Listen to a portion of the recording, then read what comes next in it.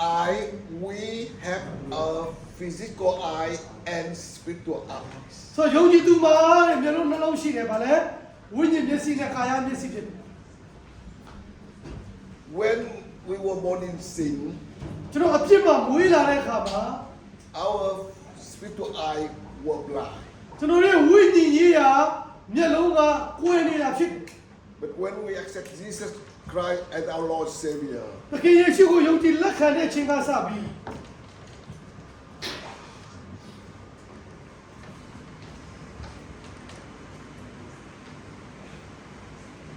okay, good. 2 Corinthians chapter 5:17. ဒီကောင်59ထဲမှာ Whoever in Christ ခရစ်တော်၌ရှိတယ်ဆိုရင် become a new creation. အသစ်ဖန်ဆင်းခြင်းခံရတဲ့သူဖြစ်တယ် I don't know how to translate in your Bible, but in some countries they don't translate well, but English says new creation. ရှုတော့ရှုတော့ပြောတာတရုတ်လူတွေရှုတော့တယ်ဆိုတော့ပြောချင်တာဆိုတော့ new creation ပေါ့နော်ကျွန်တော်တို့တကယ်ရှိရတဲ့ခါမှာဘုရားကအစားဆုံးအသစ်ဖန်ဆင်းပေးလိုက်တာအသစ်လုပ်ပေးလိုက်တာ When I became a witch doctor, ကျွန်တော်ကနော်နတ်ဆရာဖြစ်လာတဲ့အခါ I had the third eye, ကျွန်တော်ကတတ်အားတတိယမျက်လုံးရှိတယ် so I can see in spirit world. ကျွန်တော်ကဝိညာဉ်လောကကိုမြင်တွေ့ခဲ့ဆရာကြီးကဘုရားဘာသာဘုန်းကြီးက9နှစ်ဘုန်းကြီးဝတ်ခဲ့ပြီးတဲ့အခါမှာနတ်ဆရာဘဝကိုပြောင်းပြီးတော့9နှစ်နတ်ဝိဇ္ဇာလုပ်ခဲ့တာ You know, a Buddhist monk or Buddhist doctor, they never eat the food offered to other god. ဆိုကျွန်တော်တို့ကတခြားဖျားလေးမှာပူဇော်ထားတဲ့စားစာတွေမစားဘူး Because in the spiritual eye they saw with the food offered to other god, they will come and eat to the food and mess up. ဆိုတော့တခြားဖျားတွေနတ်တွေရှိမှာပူဇော်ထားတဲ့အစားအစာကကျွန်တော်ဝိညာဉ်သူတို့ရဲ့ဝိညာဉ်မျက်စိနဲ့ကြည့်တဲ့အခါမှာအဲ့ဒီအစားအစာကအပြင်းမှမကုန်သွားပြီနဲ့ပူဇော်ပသထားတဲ့နတ်တွေကလာစားနေတယ် So that's the reason why I just want to bring you to a point to recognize that in us there are two eyes, physical eye and spiritual eye. အဓိကပြောချင်တာကျွန်တော်တို့မှာဝိညာဉ်မျက်စိနဲ့ကာယမျက်စိရှိတယ် Okay. Now I want to talk about young men. ဆိုလူငယ်အကြောင်းကိုပြောချင်တယ် In 2 Kings chapter 6, verse 15, Second Kings 6ခန်းကြီး6နဲ့15နဲ့19မှာ that Elisha, အေလိရှေ when he traveled, it's always a disciple travel with him. ဆိုသူခရီးသွားတဲ့အခါမှာသူတပည့်ကသူနဲ့ပါလာ So one day early in the morning, မနေ့စောစောထားတော့ the disciple went out, maybe get water for Elisha. သူရဲ့ဆရာကျွတ်အေလိရှေတို့ရေခပ်ပြီးတဲ့မျက်နှာသိဖို့ဖြစ်မှာပေါ့ He quickly come back and he said, Master, we are in trouble. ဆိုသူကကြောက်နေပြီမြင်လေးပြေးလာသူဆရာမဆရာအတို့ဒုက္ခရောက်ပြီ Elisha asked him, what's wrong? ဘာဖြစ်တာလဲဆိုအေလိရှေကမေးတဲ့အခါ He said, Sir, the army are surrounding us a lot. ကျွန်တော်တို့ကိုရန်သူရဲ့တက်ကဝိုင်းဝိုင်းလေတိတ်ပိုက်ထားတယ် Because he physical eyes saw the big crowd of army surrounding them. ဆိုသူရဲ့ကာယမျက်စိကသူတို့ကိုဝိုင်းထားတယ်ရန်သူတွေကိုမြင်တယ် So by that time, Elisha prayed. အဲ့ဒီမှာအေလိရှေကဆုတောင်းပြီး You know how long Elisha prayed? အေလိရှေကဘယ်လောက်ကြာကြာဆုတောင်းပြီးလဲသိလား 3 days? 3 ရက်လား 3 weeks? 3ပတ်လား 1 hour? တစ်နာရီလား I think maybe less than 10 seconds. 10 စက္ကန့်တော့နေပြီလေလူတွေအေလိရှေကဆုတောင်းပြီး Nothing wrong with pray long. Nothing wrong with အော်ဆုတောင်းတာအကြာကြီးတောင်းတာတော့ပြဿနာမရှိပါဘူးမ Next ပါဘူး time, next time I come, I will teach you about prayer. ဆိုတော့နောက်ကလာဆုတောင်းခြင်းတော့ပြင်မယ် Pray to 5 seconds to 50 days. ဆိုတော့5စက္ကန့်ဆုတောင်းခြင်းကနေရက်50ဆုတောင်းခြင်းတို့ But today I don't have time for that. ဆိုတော့ဒီနေ့တော့အဲ့ဒါမပြောတော့ So Elisha prayed. အေလိရှေကဆုတောင်းပြီး What he prayed? သူဘာဘလို့ဆုတောင်းပြီးလဲဘလို့ဆုတောင်းပြီးလဲသူတပည့် to open spiritual eye He prayed like this. နည်းနည်းတော့စင်ပါလေ Lord, သူဒီလိုဆုတောင်းတယ်ဘုရားသခင် open the eye of this young man ဒီလူငယ်လေးရဲ့မျက်လုံးကိုဖွင့်ပေးပါဒါပဲတောင်းတယ် so he may see. သူ မြင်နိုင်ဖို့မျက်လုံးဖွင့်ပေးပါ Less than 5 seconds. ငါစက္ကန့်နဲ့တော့တိုးပါတယ်လို့ဆိုတော့ He asked the Lord, open the eye of this young man. ကိုရောဖျားဒီလူငယ်လေးရဲ့မျက်လုံးကိုဖွင့်ပေးပါဒါဆိုသူမြင်လိုက်မယ် And after that, this young man went out. အဲ့ဒီခါပြီးတဲ့ခါမှာလည်းလူငယ်လေးကအိမ်ပြောထွက်သွားတယ် He quickly ran, very excited. အော်သူတိုက်ကြွကြွတယ်ပြန်ပြီးသူဆရာကြီးပြေးလာ Wow, Master, you know what? ဆရာတိလားချင်းနေ The armies are with us a lot more than with the enemy. ကျွန်တော်တို့ကိုဝိုင်းထားတယ်တဲ့ရန်သူတွေထက်ကျွန်တော်တို့မှာရှိတဲ့သူတွေကသူတို့ကိုပြန်ဝိုင်းထားတာတာ၍များတယ်တဲ့အာမင် In only 5 seconds, ငါစက္ကန့်ဆူတောင်းခြင်း the situation is not changed. အခြေအနေကတော့မပြောင်းလဲဘူး But when they change the sight from physical eye to spiritual eye, ဆိုတော့အပြင်းမှာအပြင်းအခြေအနေကတော့ငါစက္ကန့်ပြီးမှမပြောင်းလဲပဲနဲ့ဆူတောင်းခြင်းခံရတဲ့လူငယ်လေးရဲ့အခြေအနေကတော့သူ့ရဲ့မျက်လုံးကဝိညာဉ်မျက်စိကပွင့်သွားတာဖြစ် they can see totally different. လုံးဝပြောင်းလဲသွားတာဖြစ် Before he opens spiritual eyes, သူဝိညာဉ်မျက်စိမမြင်ခင်တော့က with physical eye, he saw problems. ပြဿနာကိုကာယမျက်စိနဲ့မြင်တယ် He saw enemies. ရန်သူကိုမြင်တယ် He will fear, ကြောက်ရွံ့ခြင်းရှိတယ် limitation. သူရဲ့အကန့်အသတ်ကိုသူမြင်တယ် But when he spiritual eye open, သူရဲ့ဝိညာဉ်မျက်စိပွင့်လာတဲ့အခါ you can see the power of God. ဘုရားရဲ့တကိုးတော်ကိုသူမြင်လာတယ် You can see protection of ဘု God. ရားရဲ့ခွဲကားခြင်းကိုသူမြင်လာတယ် You can see the presence of ဘုရား God. ရဲ့မျက်မှောက်တော်ကိုသူမြင်လာတယ် Amen. အာမင် When he saw everything by physical eyes, မြင်တဲ့မြင်အားလုံးကကာယမျက်စိနဲ့မြင်တယ်ဆိုရင် he saw a lot of army of enemies. ရန်သူတွေရဲ့စစ်တပ်ကိုပဲမြင်လိုက်မယ် He saw a lot of horses, ရန်သူတွေရဲ့မြင်းတွေလက်နက်တွေကိုပဲမြင်တယ် a lot of chariots, လူတွေရန်သူတွေရဲ့ရထားတွေကိုပဲမြင်တယ် all danger. အဲ့ဒီကိုပဲမြင်တယ်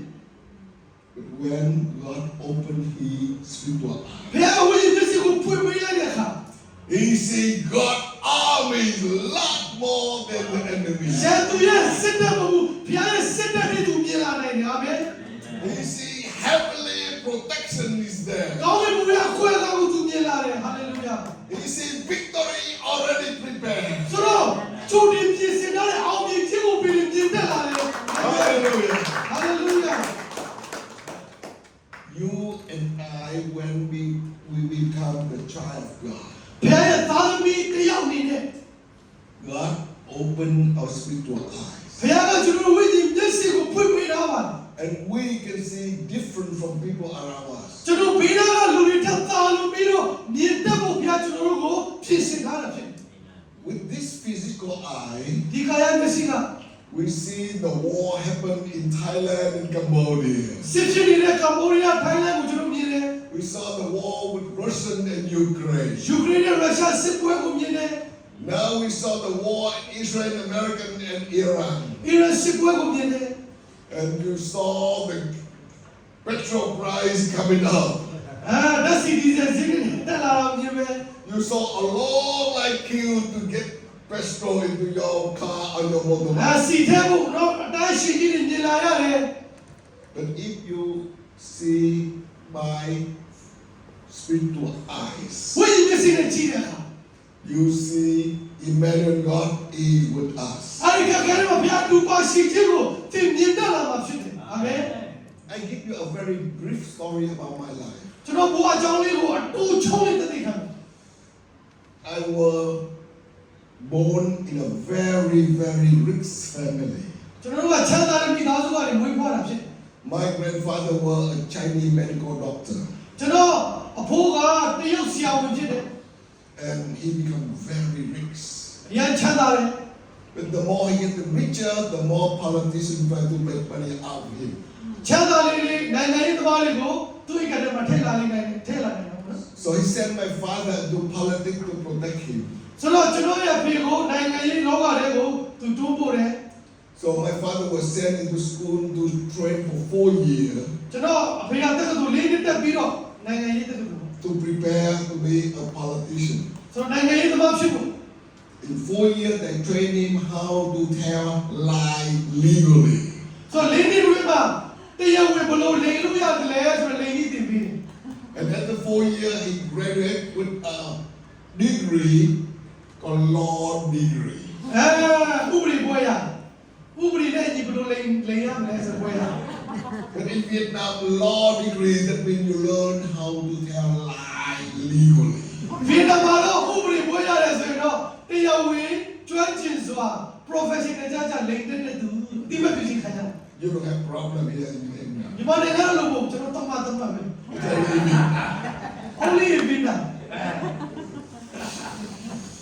So after many years as a mayor of the city, ဆိုတော့ဒီပေါ်မှာကျန်တဲ့ခါမှာမြို့တော်ဝင် he getting tired of politics. ဒီမြို့တော်ဝင်ကဒီနိုင်ငံရေးနဲ့ပတ်သက်ပြီးသူစိတ်ရှုပ်ပြီးမှလာ So January of 1950, when I was born, ဆိုတော့1950မှာကျွန်တော်မွေးတယ် you better count I'm very young man. 1950ဆိုတော့တွေ့တဲ့ကျွန်တော်ရငယ်ပါသေးတယ်96နှစ်ရှိစရာ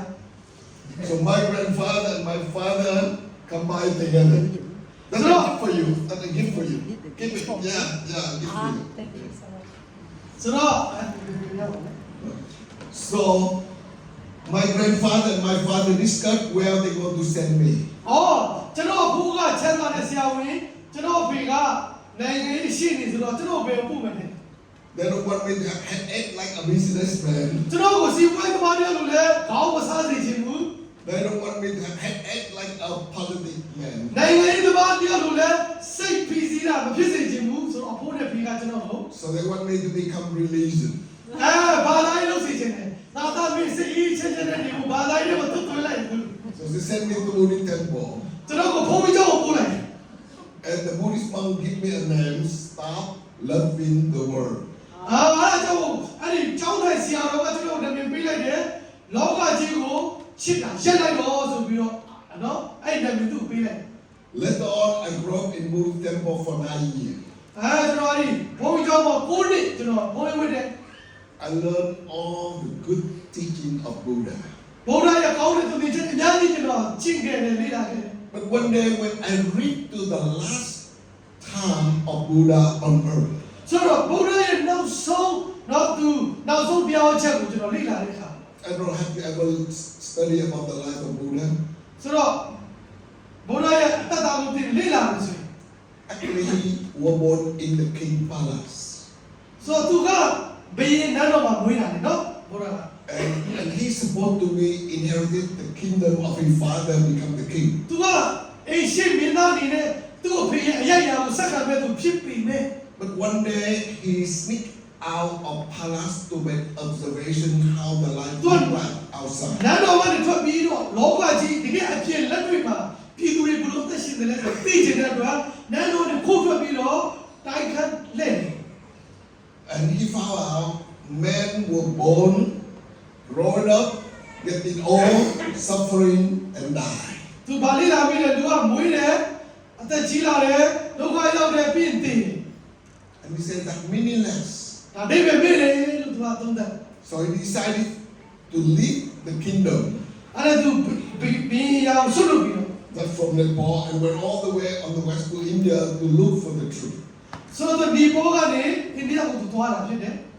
And unfortunately, he never found the truth. တကယ်သူတမာတရားကိုလိုက်ရှာခဲ့တယ်လို့ဆိုတမာတရားရဲ့အရှင်နဲ့သူတွေ့မရဘူး Even until he died. သူတည်တဲ့အထိသူကအလင်းကိုရှာနေစေလမ်းကိုရှာနေစေတမာတရားကိုရှာနေစေပုဂ္ဂိုလ်ဖြစ်ခဲ့တယ် So one evening, တနေ့တော့ညနေတစ်ခုမှာ he told his disciples, သူရဲ့တပည့်တော်တွေကိုပြောတယ် he said, tonight I will to leave you and I will go to Nirvana. ဒီညတော့ငါတို့ဒီမှာထားခဲ့ပြီကဗာလေနိဗ္ဗာန်မှာတက်မယ်လို့သူပြောတယ် And one of his disciples named Ananda. အနန္ဒဆိုတဲ့တပည့်တော်ကသူ့ကိုပြောတယ် He cried, he said, oh master, if you go to Nirvana, who go to this earth and least unto the day to come. တပည့်တော်အနန္ဒကကိုရောကနိဗ္ဗာန်ကိုသွားရင်ကျွန်တော်တို့ကိုဘယ်သူကစာတင်တော့မှလဲတင်ပြတော့မှလဲဆိုပြီးသူငိုချွေးတယ် So he pointed his finger to the moon. လာကိုလည်းညှို့ထိုးပြီးတော့ဘုရားကပြောတယ် He said, I showed you the light, but I am not the light. ငါမင်းကိုအလေးပြတယ်မင်းတို့ကိုအလေးပြတယ်ဒါပေမဲ့ငါဟာအလေးမဟုတ်ဘူး I showed you the way, but I am not the way. ငါမင်းတို့ကိုလမ်းစဉ်ကိုပြတယ်ဒါပေမဲ့ငါကတော့လမ်းခရီးမဟုတ်ဘူး I am not the beginning and I am not the last. ငါကအစပြုတဲ့သူလည်းမဟုတ်ဘူးငါကနောက်ဆုံးတတ်မဲ့သူလည်းမဟုတ်ဘူးလို့ပြောတယ် But in the day to come, လာမဲ့ကဘာမှာလာမဲ့နာက it will be a world savior. ကဘာကြီးကိုကယ်တင်မဲ့အရှင်ဝိပေါ်လာလိမ့်မယ် He will come and he will teach you and lead you forever. သူကဝိပေါ်လာလိမ့်မယ်တင်းကိုတုံတင်လိမ့်မယ်တင်းတို့နဲ့အရှင်ပြရှိလိမ့်မယ်လို့ပြောခဲ့တာဖြစ် So wait for that world savior. အဲ့ဒီကဘာမှာမွေးမဲ့ကယ်တင်ရှင်ကိုဆောက်ပါလို့မှာခဲ့တာဖြစ် When I read that, I was excited. ကျွန်တော်တို့ကိုဖတ်တယ်တော့အရင်စိတ်လို့ရှာတယ် I come to my master mom. အဲ့ဒါကျွန်တော်ရဲ့ကျောင်းတဲ့ဘုန်းကြီးစီကိုကျွန်တော်သွားတယ် I said, Master, who is Buddha talking about? ကျောင်းတဲ့ဆရာတော်ဘုရားဘုရားပြောနေတဲ့ဒီမှာကယ်တင်ရှင်ဆိုတော့ဘယ်သူလဲလို့ကျွန်တော်သွားမေးလိုက်တယ် He said, you're talking about future Buddha. အဲ့ဒါကျွန်တော်ကျောင်းတဲ့ဆရာကဟိုးအနာဂတ်မှာပွင့်မယ်လာမယ့်ကဘာမှာပွင့်မယ်ဗုဒ္ဓဘုရားအရိပတ္တယဘုရားလို့ပြောတယ် He will come to save the world. သူပြန်လာမယ်သူကကဘာကြီးကိုကယ်တင်နိုင်မယ် And he will be staying with you forever. တင်လာစင်မပြတ်ရှိနိုင်မယ်လို့ပြောတယ် So I said, when he come? ကျွန်တော်ချက်ပြီးတယ်ဆရာတော်ဘုရားလာဆိုရင်သူဘယ်တော့လာမလဲ I don't know. ငါမသိဘူး Where are you going to come? သူဘယ်နေရာကိုလာမလဲ I don't know. ငါမသိဘူး I started thinking, အဲ့ဒါကျွန်တော်စစဉ်းစားတယ် how come I follow someone that I don't know where he come, where he come, when he come? ကျွန်တော်ကဘယ်တော့လာမလဲမသိတဲ့တယောက်ဘယ်နေရာမှာလာမလဲမသိတဲ့တယောက်အလေးပဲပြပြီးအလေးမဟုတ်တဲ့တယောက်လမ်းပဲပြပြီးလမ်းမဟုတ်တဲ့တယောက်ရဲ့တော့ငါလိုက်တော့မှာလား That's, I don't know about Bible, but it's very much like Bible says, blind, lead blind, and both go to the အဲ့ pit. တော့ကျမ်းစာလေးကျွန်တော်မသိဘူးကျွန်တော်အခုမှတတိယပါတယ်မြက်ကမ်းကိုဦးဆောင်ရင်နှစ်ယောက်လုံးပဲသွားမလဲကြောက်တဲ့လာ So I decided to follow Buddha. အဲ့ဒါကျွန်တော် He left the palace. ဆိုဘုရားကနတ်တော်ကိုဆွတ်တယ် Now I lead the Buddha temple. ကျွန်တော်ကတော့ဖုံးကြောင်းထားခဲ့ပြီဖုံးကြောင်းမနေချင်တော့ဘူး I decided to come to look for the world savior. ကျွန်တော်အဲ့ဒီကမ္ဘာကေဒီရှင်ကိုလိုက်ရှာမယ်ဆိုတော့စိုးပြချပြီးဖုံးကြောင်းကျွန်တော်ထွက်လာ Unfortunately, nobody preached the gospel to the day. အဲ့ဒီအချိန်ကာလတော့ကျွန်တော်တို့ယူပါမှာမြို့မှာအေဝံဂေလိတရားမရောက်သေးဘယ်သူမှယေရှုကြောင့်မပြောသေးခရစ်ယာန်မရှိသေးဘူး So I ended up with witchcraft. အဲ့ဒါကျွန်တော်ကေဒီရှင်ကိုရှာရင်နတ်ဆရာဖြစ်သွားတယ်နတ်ဝိဇ္ဇာဆရာဖြစ်သွားတယ် Then I studied 5 years with witch doctor. ကျွန်တော်ကနတ်ဝိဇ္ဇာတက်ကို9နှစ်တည်ယူလေ့လာ I reached to the point of 3,366 gods. 3366ဖယားကိုနော်ကျွန်တော်စကူခွေလာ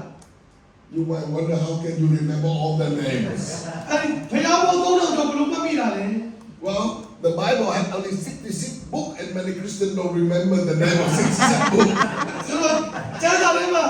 66ဦးရှိတယ်ခရစ်ယာန်တွေမေးစီအားလုံးရတဲ့သူရှိလားရှိတယ်နည်း So how can you remember the name of 3,366? ဖယားဘော3000ကျော်ကျွန်တော်ဘယ်လိုမှတ်မိတယ်လဲ You know how? ဘယ်လိုလဲသိလား I put the name on my body. I tattooed the name on my body. ဆိုတော့အဲ့ဒီဖယားဘော3000ကျော်ရဲ့နာမည်ကိုကျွန်တော်ကိုယ်ခန္ဓာတစ်ခုလုံးမှာကျွန်တော်မမေ့အောင်ရေးထားတယ်တက်တူးထူထားတယ် On the front and even in the back. ကျွန်တော်ရဲ့နော်ဒီ level အောက်ကိုယ်ခန္ဓာတစ်ခုလုံးမှာကျွန်တော်ကိုယ်ွယ်တဲ့ဖယားရဲ့နာမည်တွေကျွန်တော်တက်တူးထူထားတယ် For 5 years, I marked all the names, so I memorized the name. အဲ့ဒီနာမည်လုံးဖယား3366ပါးကိုကျွန်တော်လွတ်ချက်နားလည်လို့ And you know now, in my little city, ကျွန်တော်ရဲ့မြို့တိတိလေးမှာ my grandfather controlled in business. ကျွန်တော်ရဲ့မြို့တိတိလေးမှာကျွန်တော်အဖိုးကစီးပွားရေးကိုထိန်းချုပ် My father controlled in politics. ကျွန်တော်ရဲ့အဖေကနိုင်ငံရေးကိုထိန်းချုပ်တယ်မြို့တော် And as a witch doctor, I control his spirits. ကျွန်တော်ကနတ်ဆရာကျွန်တော်ဝိညာဉ်တော်ကိုထိန်းချုပ်တယ်အဲ့ဒီမြို့ကကျွန်တော်တို့သားသားတော့ထိန်းချုပ်တယ် But control his spirit, I have more power and money than both my grandfather and my father combined ကျွန် together. တော်ကတကယ်လည်းကျွန်တော်အဖိုးနဲ့အဖေထက်ကျွန်တော်ပူချမ်းသာတယ်ငွေကြီးမှာပူချမ်းသာ So I think I will enjoy the life. ကျွန်တော်တကယ်ပျော်ခဲ့တာတဲ့နော်ပျော်ခဲ့တာ But then January of 1970, 1990 January လမှာဘာဖြစ်လဲဆို missionary come to my town. ကျွန်တော်တို့မြို့လေးကိုတာလာမြို့ဆရာရောက်လာ I don't know if you know the pastor named Youngie Cho from South Korea. ယုံကြည်ချိုးဆိုတဲ့ပုဂ္ဂိုလ်လေးကကျွန်တော်တို့မြို့ကိုရောက်လာ1990 He pastored one church of 1 million people. နော်သူကတန်းတဲ့ကြီးတဲ့တင်တော်ကြီးကိုဥဆောင်တာအားလုံးကြားဘူးမှာ That's where I met your pastor in Korea before. 2009မှာဆိုင်တော်တော်ယုံကြည်ချိုးတို့အတင်းတော် conference မှာကျွန်တော်နဲ့ဆရာတို့ရင်းနှီးခဲ့တာဖြစ်တွေ့ခဲ့တာဖြစ် We went to Bray Mountain and conference, that's how we met. ဆိုဆူတောင်းတောင်းမှာကျွန်တော်တို့တွေ့ခဲ့တယ် home center မှာဇနီးဆရာဇနီးတဲ့နဲ့ကျွန်တော် home center ခုထဲမှာတူတူပါဝင်ခဲ့2009တော့တချို့တွေမမွေးဘူး But Youngie Cho and his spiritual father, Dr. John Hurston, ဆိုတော့ဒေါက်တာယုံကြည်ချိုးတဲ့သူရဲ့ဝိညာဉ်ရေးဖခင်ဂျွန်ဟိုစတန်က they come to Vietnam in 1970. ဆိုတော့1990 ဇန်နဝါရီလမှာဗီယက်နမ်နိုင်ငံကိုရောက်လာ And they preached a big crusade in my town. ကျွန်တော်ရဲ့မြို့မှာသူတို့ကခရုစ်ပွဲလာလုပ် I don't care about whatever Western religion. ဆိုတော့ကျွန်တော်ကအနောက်တိုင်းနိုင်ငံရဲ့ဘာသာရေးလုံးဝပြုံးဆိုင် Because when people have problems, they will come to see me as a witch doctor. ဆိုတော့ကျွန်တော်မြို့မှာပြဿနာဖြစ်လူတွေကကျွန်တော်စီလာ Many times, a lot of girls, beautiful girls, come and cry. ဆိုတော့နောက်လူငယ်လေးတွေအပြုံးမချေချိုးလေးတွေညင်ညင်ခွဲလာကျွန်တော်စီ So I look at the face and say, your boyfriend kicked you out. အဲခွဲပြန်ပြီမဟုတ်လား Don't worry, let me see your palm. တော့ဘီဒီလက္ခဏာတွေကြည့်ပေးတယ် I read the palm. လက္ခဏာကိုကျွန်တော်ကြည့်ပေးတယ် I read the face. မျက်နှာကိုကြည့်တယ် I read the senator. ပြီးတော့မှကျွန်တော်တွက်ချက်တယ် I will talk them about the future. သူတို့ရဲ့အနာဂတ်ကိုကျွန်တော်ဟောတယ် Some of them happy when they leave my office ကျွန်တော်ရဲ့ဘီဒီခန်းနဲ့ထွက်သွားပြီးတော့ဝမ်းသာလို့ထွက်သွားတယ် because I give them hope for next 3 months come back to see me. ဆိုတော့ကျွန်တော်တို့ကိုနောက်3လပြန်တွေ့ဖို့ကျွန်တော်မျိုးလေးချက်လေးတွေပေးလိုက် If they give a very small offering, they come live and more warrior than before they came. ကျွန်တော်ပတ်စံလူတွေနေပဲပြီးရင်ကျွန်တော်ကောင်းကောင်းမဟုတ်ပြပြပြီးကောင်းကောင်းဟောလိုက် Oh, I tell you the whole night, always doctor. ဆိုတော့ကျွန်တော်ရဲ့နောက်ဝိဇ္ဇာတော့လုပ်ခဲ့တဲ့9နှစ်ကျင့်ခဲ့တဲ့ဟာတွေပြောမယ်ဆိုရင်အများကြီးရှိတယ် But now my witchcraft disciple look at me and say, Pastor, we are in trouble. အဲ့ဒါကျွန်တော်တပည့်ကရောက်လာပြီးကျွန်တော်လာပြောဆရာကျွန်တော်မြို့မှာတော့ point တက်နေ I said, what's wrong with you? ဘာဖြစ်လာလဲ I said, Master, Sindo, the missionary came to our town. အနောက်နိုင်ငံက missionary နဲ့ကိုရီးယားက missionary နဲ့ရောက်ကျွန်တော်မြို့မှာလာနေတယ်တရားပွဲလုပ်ဖို့ဖြစ်နေ Every night our people left us and went to join with the new church. ဆိုတော့ညတိုင်းမှာကျွန်တော်မြို့ကလူတွေကသွားပြီးတော့သွားနားထောင်နေတယ် You better to come and shut them down, kick them out. ကျွန်တော်ဒီဘွဲကိုကျွန်တော်တို့တိုက်ထုတ်ရအောင်ကန်ရအောင်ပေါ့နော်အော်တော့ချက်ရအောင် Otherwise, you're going to lose your job. ဆိုတော့ဒါဒီလိုဒီဘွဲကိုလည်းလွတ်ထားတယ်ဆိုရင်တော့ကျွန်တော်တို့ခွက်ပြောင်းနေတယ် I said, okay, tomorrow night I will check it out. အဲ့ကျွန်တော်ပြောဟေးမနေ့ပြန်ညစောင့်ကြည့်တာဟော So next evening I went. မနေ့ပြန်ညဆိုကျွန်တော်ဒီတရားဟောပွဲကိုသွားတယ် Remember, I was trained for 14 years in Buddhist temple in witchcraft. ကျွန်တော်ကဒီဘုန်းကြီးเจ้าနဲ့ကျွန်တော်ကနောက်ဝိဇ္ဇာတက်စုစုပေါင်း14နှစ်ကျွန်တော်ကျင့်ခဲ့တဲ့သူဖြစ် I know how to perform a religion ceremony very well. ဘာသာရေးဘယ်လိုပူဇော်ပါတာလုပ်မလဲကျွန်တော်အကုန်သိ And I expect you to see the American missionary, Korean missionary, Philippine missionary, we go to perform their religion ceremony. So အဲ့ဒီမှာလုပ်နေတဲ့ cruise ပွဲလုပ်နေတဲ့နော်ဆရာကြီးယုံကြည်ချူရဲ့သူ့ရဲ့ဆရာရဲ့ဖိလစ်ပိုင်ဆရာအဲ့ဒီအဖွဲ့ကဘယ်လိုတိုက်ခိုက်လဲ But I was disappointed. ဒါကျွန်တော်စိတ်ပြတ်ခဲ့တယ် They don't really know how to perform a religion ceremony at all. So ကျွန်တော်သူတို့နောက်ရောက်တဲ့အခါမှာဘယ်လိုတိုက်ခိုက်မလဲလို့ကျွန်တော်ရဲ့တိုက်ကွက်ပြောက်သွားတယ်ကွာလူကတိုက်ကွက်ပြောက်သွားတယ် All they did was singing, သူတို့ကချင်းတချစ်ဆိုပြီးကိုယ်ဝင်နေကြ clap their hands, လက်တွေလက်ကုပ်တီးပြီးတော့ကိုယ်ဝင်ချင်းဝင် raise their hands, လက်တွေဝေးရမ်းပြီးတော့ jump up and တ down, ချို့တွေကခါနေကြတယ် shouting, အိုးနေကြတယ် very noisy. တော်တော်လေးနားကြီးတဲ့အဖွဲ့ I think they're crazy. ကျွန်တော်ဟာယူဖွဲ့နေပဲ Because in Vietnam perspective, ကျွန်တော်ဗီယက်နမ်လူမျိုးတွေက religion you have to be very quiet. ဘာသာရေးဆိုတော့တိတိကျကျလေးနေရမယ်ဒါကျွန်တော်တို့အမြင်ဖြစ်တယ် You can meditate with other spirits. တိတိကျကျလေးလေးတခြားဝိညာဉ်တွေနဲ့ဆက်သွယ်လို့ရနေပြီဖြစ်တယ် So even you go to many traditional church in Vietnam, ဗီယက်နမ်မှာရှိတဲ့တချို့သင်းတော်ကြီးတွေကိုသွားမယ်ဆိုရင် very quiet. အရာတိတ်ဆိတ်တာ You can even hear mosquito fly above the ဘ list. လောက်တိတ်ဆိတ်လဲဆိုတော့ဗါလေခြေလိုက်ချောက်တော့ကြားရတယ် But this group is very noisy. 1990မှာကျွန်တော်တွေ့တဲ့ဖွဲ့တော့တော်တော်ဆူညံတဲ့ဖွဲ့ဒီဖွဲ့ကတော့ဘလို့ဖျားကိုကိုယ်ွယ်တာလဲ But after noisy, they open the Bible and read the story. အဲ့ဒါကျန်တော့ဖွင့်ပြီးတော့သူတို့ကျန်စာဖတ်တဲ့အခါ And they say, friend, we are not come to bring to you another new religion. တရားဆရာကြီးကပြောတယ်တကယ်ချင်းတော့ငါတို့မင်းတို့မျိုးပါဘာသာတရားတစ်ကိုလာပြီးတော့မိတ်ဆက်ပေးတာမဟုတ်ဘူးလို့ပြောတာ Vietnam have too many religions. ဗီယက်နမ်မှာဘာသာတရားတွေအများကြီးရှိပါတယ် They worship all different kind of God. ဗီယက်နမ်မှာဖျားတွေကိုကိုယ်ွယ် A big tree is a God. ဗီယက်နမ်တွေကတစ်ပင်ကြီးသွားတာဖျားတွေပါပဲ Elephant is a God. ကျွန်တော်တို့ကကြီးဖျားပဲဆိုစိတ်လည်းဖျားပဲ Tiger is a God. ကြားလည်းဖျားပဲနည်းနည်းဝိုင်းလည်းဖျားပဲ A big rock is a God. ကြောက်တော့ကြီးလည်းဖျားပဲ A dog is a God. Dog. အိုးခွေးလည်းဖျားပဲ Cat is a God. ကြောက်လည်းဖျားပဲကြောက်ဖျား Even a mouse is a God. ချွတ်လည်းဖျားချွတ်ဖျား We have all kind of religion. ကျွန်တော်တို့ကဘာသာတော်ဆုံးတာတော့ခင်ဗျားတို့မသိဘူး But you know what? Religion will make you become slavery. ဘာသာရေးလူတွေကကျုံဖြစ်သွားတာဖြစ် The more you involve in religion, the more they give you burden after burden. ဘာသာရေးခိုင်းဆိုင်လေးလေဘာသာရေးကတိတ်ကိုကျုံပြုတ်နေဖြစ် You have a long list what to do. လောကရဲ့အများကြီးတက်စီ A long list what you cannot do. မလောကရဲ့လည်းတက်စီ What you can eat. ဘာတွေစားလို့ရလဲ What you can drink. ဘာတွေစားလို့မရဘူး Burden after burden. တဘိုးတစ်ခုပြီးတစ်ခုတင်ချင်းခံရ But we have a good news for you. ကျွန်တော်သတင်းကောင်းရှိတယ် When Jesus Christ came, ယေရှုလာတဲ့အခါ He said, come unto me. ငါစီကိုလာခဲ့မှာ All are labor and heavy burden, then I will give you rest. ဒီလိုရဲ့ပင်ပန်းနွားတဲ့နေတဲ့ဝီဒီကိုငါပို့စီ Some of you maybe come tonight, ဒီညကတချို့သောသူတွေက different kind of burden in your life. ကျွန်တော်ဘောမတူညီတဲ့တဘိုးတွေဝီဒီနဲ့ပြည့်နေတယ် If your spouse left you, တင်းရဲ့ဇနီးသားများကခင်ဗျားတွေကထားခဲ့တာလည်းဖြစ်နိုင်တယ် your parent or your children left you, တင်းရဲ့မိဘသားသမီးဆုံးပြတာလည်းဖြစ်နိုင်တယ် you have a family burdens. မိသားစုဝင်တာလည်းရှိတာလည်းဖြစ်နိုင်တယ်ဝင်ထုတ် If your doctor give you a statement of your bad health, ဆရာဝန်ကတင်းကိုတင်းရဲ့ဂျာမိုင်းချင်းနဲ့ပတ်သက်ပြီးတော့သတင်းစုပြောတာလည်းဖြစ်နိုင်တယ် you have a physically burden. တင်းရဲ့ကိုယ်ခန္ဓာနဲ့ပတ်သက်တဲ့နာယောဂရဲ့ခြေတော်ကြီးကိုခံရတာ If your business not going well, you become bankrupt, you have financial burden. တင်းရဲ့ငွေကြီးဆိုင်ရာပြဿနာချုပ်နေတာ But we have a good news for you. ဒါပေမဲ့ဒီလိုသတင်းကောင်းရှိတယ်လို့ဟောတယ် Jesus Christ is greater than all your burdens. ယေရှုခရစ်တော်ကအဲ့ဒီဝိတော်အားလုံးကိုလွတ်မြောက်ခြင်းပေးတဲ့ရှိဖြစ်တယ်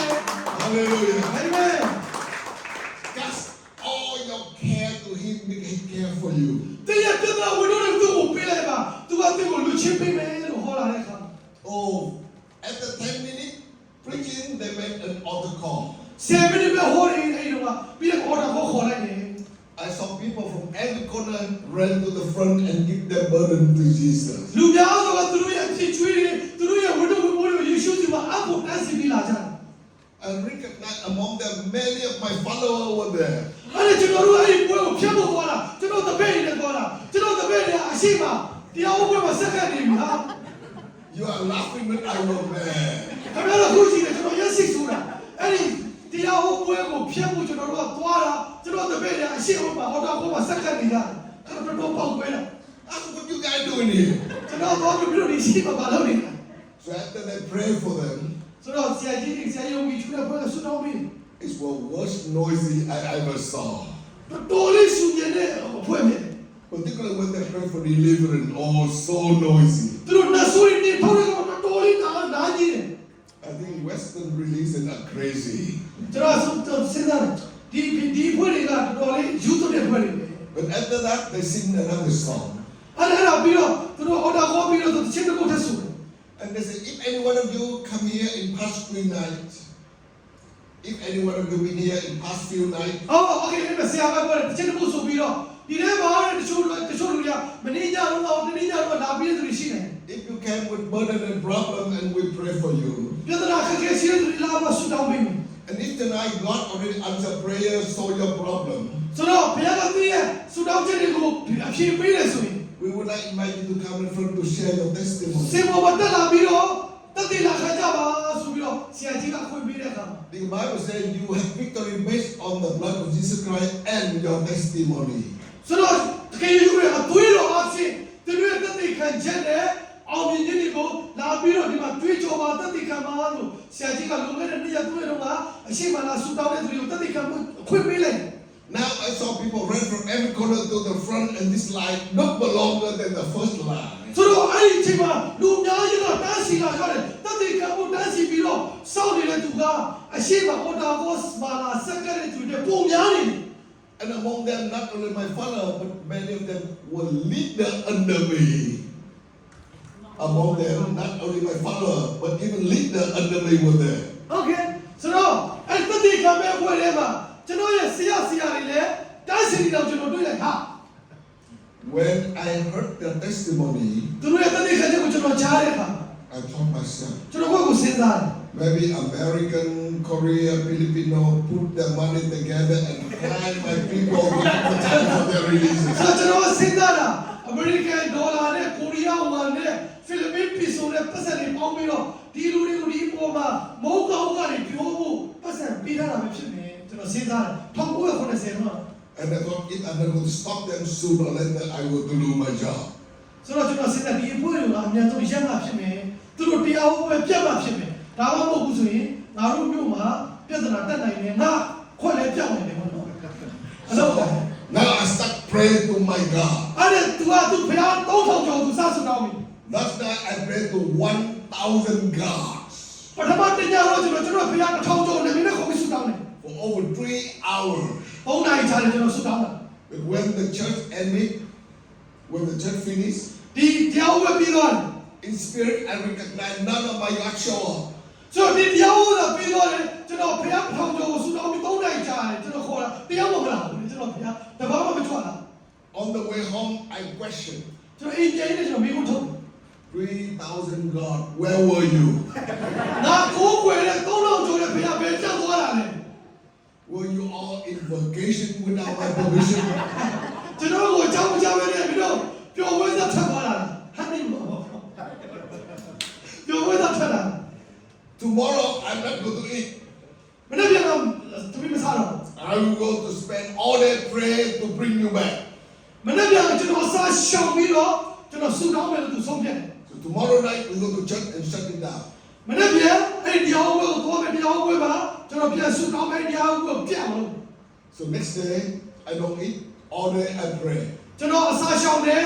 နောက်အစားရှောင်ပြီးတော့ကျွန်တော်ဘုရား3000ကျော်ကိုကျွန်တော်ဆက်သွယ်တယ်ကျွန်တော်ဆုတောင်းနေတယ် So when I come back church next day, I pray to 2,000 gods. ကျွန်တော်ဘုရား2000ကျော်နဲ့ကျွန်တော်ဆုတောင်းနေတယ်ဆက်သွယ်ပြီးတော့ Over 4 hours. 4 နာရီကြာတယ်ကျွန်တော်ဆုတောင်းတာ By the time the church finished, none of my yacht show up. တရားဥပဒေကပြီးသွားတယ်ကျွန်တော်ဘုရား2000ကျော်ပို့မလာဘူး On the way home, I questioned, ဆိုကျွန်တော်အိမ်ပြန်နေကျွန်တော်စဉ်းစားတယ် where were you? မင်းတို့တွေဘယ်မှာလဲ Will you all sleep and forget go to church with me? ဆိုတော့အားလုံးအိပ်ပျော်နေကြသလား Tonight, I'm not going to sleep.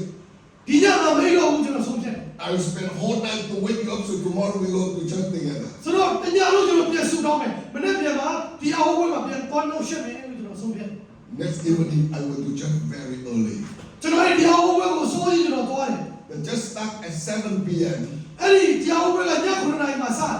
4 p.m. I was on my motorbike in the church parking ကျွန် lot. တော်4နာရီမှာစပြီးအဲ့ဒီထွက်ပြီးသွားပြီ So when I was in parking lot, I wait. The church sent security come to watch over my motorbike. 4နာရီမှာကျွန်တော်ရောက်သွားတော့အဲ့ဒီမှာအတင်းတော်မှာလုံချွေးလို့လုပ်နေကျွန်တော်ဆိုင်ကကိုကြည့်ထားမှကျွန်တော်ပြောတယ် Because though they will have a lot of tips, if you don't have security watch, your motorbike will အဲ့ disappear. ဒီကျွန်တော်ကတော့ဆိုင်ကထိုးထားတဲ့ပြီးပြတ်သွားတာဆိုတော့ So I packed my motorbike. I wait from 4 o'clock to 5 o'clock to 6 o'clock to 7 o'clock. Nobody show up. ဆိုတော့ကျွန်တော်ည9နာရီမှာတရားဥပဒေစမယ်4နာရီမှာကျွန်တော်ရောက်ပြီးစပြီးတော့ကျွန်တော်လက်ဖျား3000ကျော်ကျွန်တော်စပြီးတော့ဆူတောင်းနေတာ In Vietnam, funny, they just start 7 p.m. ဗီယက်နမ်မှာတော့ဖြစ်ဖြစ်ရှိတယ်ဗောနော် A witch doctor showed up at 4 p.m.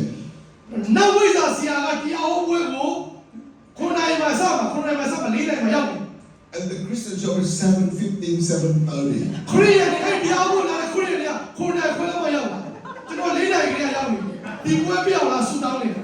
So in Vietnam, they will go to church much more earlier than the Christian. ဆိုတော့ကျွန်တော်ခရိယန်တွေတက်ပို့ပြီးတော့ကျွန်တော်ကအစိုးရရောက်တယ်တရားဟောပွဲကို You don't have that problem in Myanmar. ဆိုတော့မြန်မာနိုင်ငံလူတွေအချိန်လေးစားပါတယ်နော် You are very on time people. ဘုရားကြောင့်အစိုးရရောက်တယ်အာမင်တချို့ကတော့မကြည့်နေကြဘူးဘုရားလည်းကြည့်နေတယ် So I went into 7 o'clock, nobody showed up. ခုနကကျွန်တော်စောင့်တာနော်လူတွေသိမလာကြသေးဘူး So I pray, I command 20 God, go not nowhere, but stay here, take care of my motorbike so no one take away from me. ကျွန်တော်နဲ့ဘုရားလည်းကျွန်တော်တာဝန်ချတယ်တချို့ကကျွန်တော်ဆိုင်ကိုစောင့်ပြီးတချို့ကဒီမှာနေတချို့ကဒီမှာနေသူတို့ကိုကျွန်တော် position ချတယ် And on the way walking to the church, I saw a generator smaller than your ဆို generator. တော့အဲ့ဒီမှာကျွန်တော်မီးစက်လေးတစ်ခုတွေ့တယ် You know, 16 years old, we don't have electricity, so every evangelist must have our own ဆိုတော့လူ generator. ကလည်းပေါင်း60လောက်ကကျွန်တော်မီးစက်တွေလည်းအဲ့လိုဖြစ်မပြီးသေးဘူး So I lay hand over generator. ကျွန်တော်ကအဲ့ဒီတရားဥပဒေမှာသုံးတဲ့မီးစက်လေးကိုကျွန်တော်လက်တင်ပြီးတော့ဆူတောင်းတယ် I command 20 God, do nothing but stay here, mess up generator so that ကျွန်တော်နတ်ဘုရားအပား20ကိုပြင်ပြီးခေါ်တယ်မင်းတို့တွေဒီမီးစက်ကိုဖျက်ဆီးလိုက်နှောက်ရှက်လိုက်ပြတ်သွားအောင်မီးစက်လုံးလုံးမရအောင်တရားဥပဒေပြတ်သွားအောင် And I go to church, I go to that platform. ကျွန်တော်တရားဥပဒေကိုတက်ပြီးတော့ကျွန်တော်ဆူတောင်းတယ် They have a keyboard, but that's small. I think the keyboard was big. အဲ့ဒီတော့ကီဘုတ်တွေတွေကိုစံတရားကြီးကြီးတွေ And you know, 60 years ago, the keyboard, no electricity, you have to pump very hard to have the air to play. လူကလည်း60တော့ကီဘုတ်တွေကခြေထောက်နဲ့နေပြီးတော့တီးရတာလေနဲ့တီးရတာ And I come and lay hand and I come and 20 God, mess up their keyboards, they cannot worship God. ဆိုတော့ကျွန်တော်ဘုရား30ကိုအမိန့်ပေးလိုက်တယ်ဒီကီဘုတ်ကြီးပြတ်သွားအောင်တီးလို့မရအောင်တရားဝဲမရအောင်နှုတ်ဆက်ပေးပါဆူတောင်း So today, I don't know why devil don't want to see Christian worshiping God. ကျွန်တော်ခရိယန်တွေဘုရားဆူတောင်းတာကိုယ်ဝယ်နေတာကျွန်တော်မမြင်ချင်ဘူး But later on, when I read in the Bible, အဲ့ဒါကျွန်တော်ကျမ်းစာဖတ်တယ်နောက်ပိုင်းမှာကျမ်းစာကိုဖတ်တဲ့အခါ I found God have it present among the worship of His children. ဆိုဘုရားကသူ့သားသမီးတွေရဲ့ကြီးမုန်းကိုယ်ဝယ်ခြင်းမှာပျော်မွေ့တယ်ဆိုကျွန်တော်သိလာတယ်ဖြစ်တယ် And if God present among your worship, guess what? ဆိုဘုရားကသူ့ရဲ့ကိုယ်ဝယ်ခြင်းမှာဂျေဝကြီးမှာပျော်မွေ့တယ်ဆိုဘာဖြစ်လဲသိလား Liberation, လူမျိုးချင်းစီးတယ်လား deliverance, လူမျိုးချင်းစီးတယ်လား salvation. ကယ်တင်ခြင်းစီးတယ်လား Never will lost ဘာမျိုးချင်းစီးတယ်လားဟာလေလုယာ So that's why they were all the best to prevent Christians from worshiping our ဒါ God. ကြောင့်ကျွန်တော်ဘယ်လောက်ပဲတရားဟောပွဲကြီးပြတ်ပါစေလို့ကျွန်တော်အစာရှောင်တယ်ညာလုံးပေါက်ဆူတောင်းတယ်အစောကြီးလာပြီးဆူဘလောက်တောင်းအဲ့ဒီတရားဟောပွဲကဘယ်တော့မှမပြတ်သွားဘူး So after I prayed, I went back way back in that real the church. အဲ့ဒါကျွန်တော်နောက်ဆုံးမှကျွန်တော်သွားပြီးတော့ I told my God, ကျွန်တော်ရဲ့ဖခင်ကိုကျွန်တော်ဆုံးပြောလိုက် all my life I served you 3,366 God. ငါဘဝတစ်လျှောက်လုံးဖခင်ပေါင်း3366ပေါင်းငါအစီခံခဲ့တယ် Tonight only 60 take care of my motorbike, 220 take care of my motorbike, 20 take care of generator, 20 take care of the church equipment. ဆိုကျွန်တော်ဖခင်ကိုဆိုတော့ဂီတာတွေ music တွေမီးစက်တွေကျွန်တော်အမိန့်ပေးထားတယ် So ပြောတာ the rest of you need to show up and shut down the church. ဆိုတခြားကျန်တဲ့ဖခင်တွေကဒီတရားဝဲကိုဆေးလာပြီးတော့နောက်ဆက်ပါလို့ကျွန်တော်ဆုတောင်းနေ I told them, if you don't shut down the church, all people left earth and join the church. ဆိုတော့ခင်ဗျားတို့ဒီတရားဝဲကိုမဖြတ်ရင်တရားလူတွေကခရိယန်ဖြစ်သွားရင် You all will go hungry. I have nothing to offer to you. ဆိုတော့ငါမှလူကြတန်းစရာမရှိဘူးမင်းတို့ဖခင်တွေလည်းသမင်းနဲ့သွားမယ် And I pray for 4 hours. ကျွန်တော်၄နာရီလုံးကျွန်တော်ဖခင်ကိုကျွန်တော်ဆုတောင်းတယ် And again, by the time the church almost finished, အဲ့ဒီမှာတရားဝဲကပြီးခဲ့တဲ့ဖြစ်တဲ့အခါ the missionary made another announcement. တရားဝဲဆရာကဒီလိုကြီးညာတယ် He said, I don't know if any one of you been here in past few nights. တရားလူတွေဘယ်နှညလာခဲ့ပြီလဲမသိဘူး Maybe you already heard the word of God. တရားဝဲချက်တွေကိုလည်းကြားဘူးတာဖြစ်နိုင်တယ် Maybe you heard wonderful testimony. တတိခါချက်တွေကိုလည်းကြားပြီးတာဖြစ်နိုင်တယ် But if you have any question, မိမမေးခွန်းရှိတယ်ဆိုရင်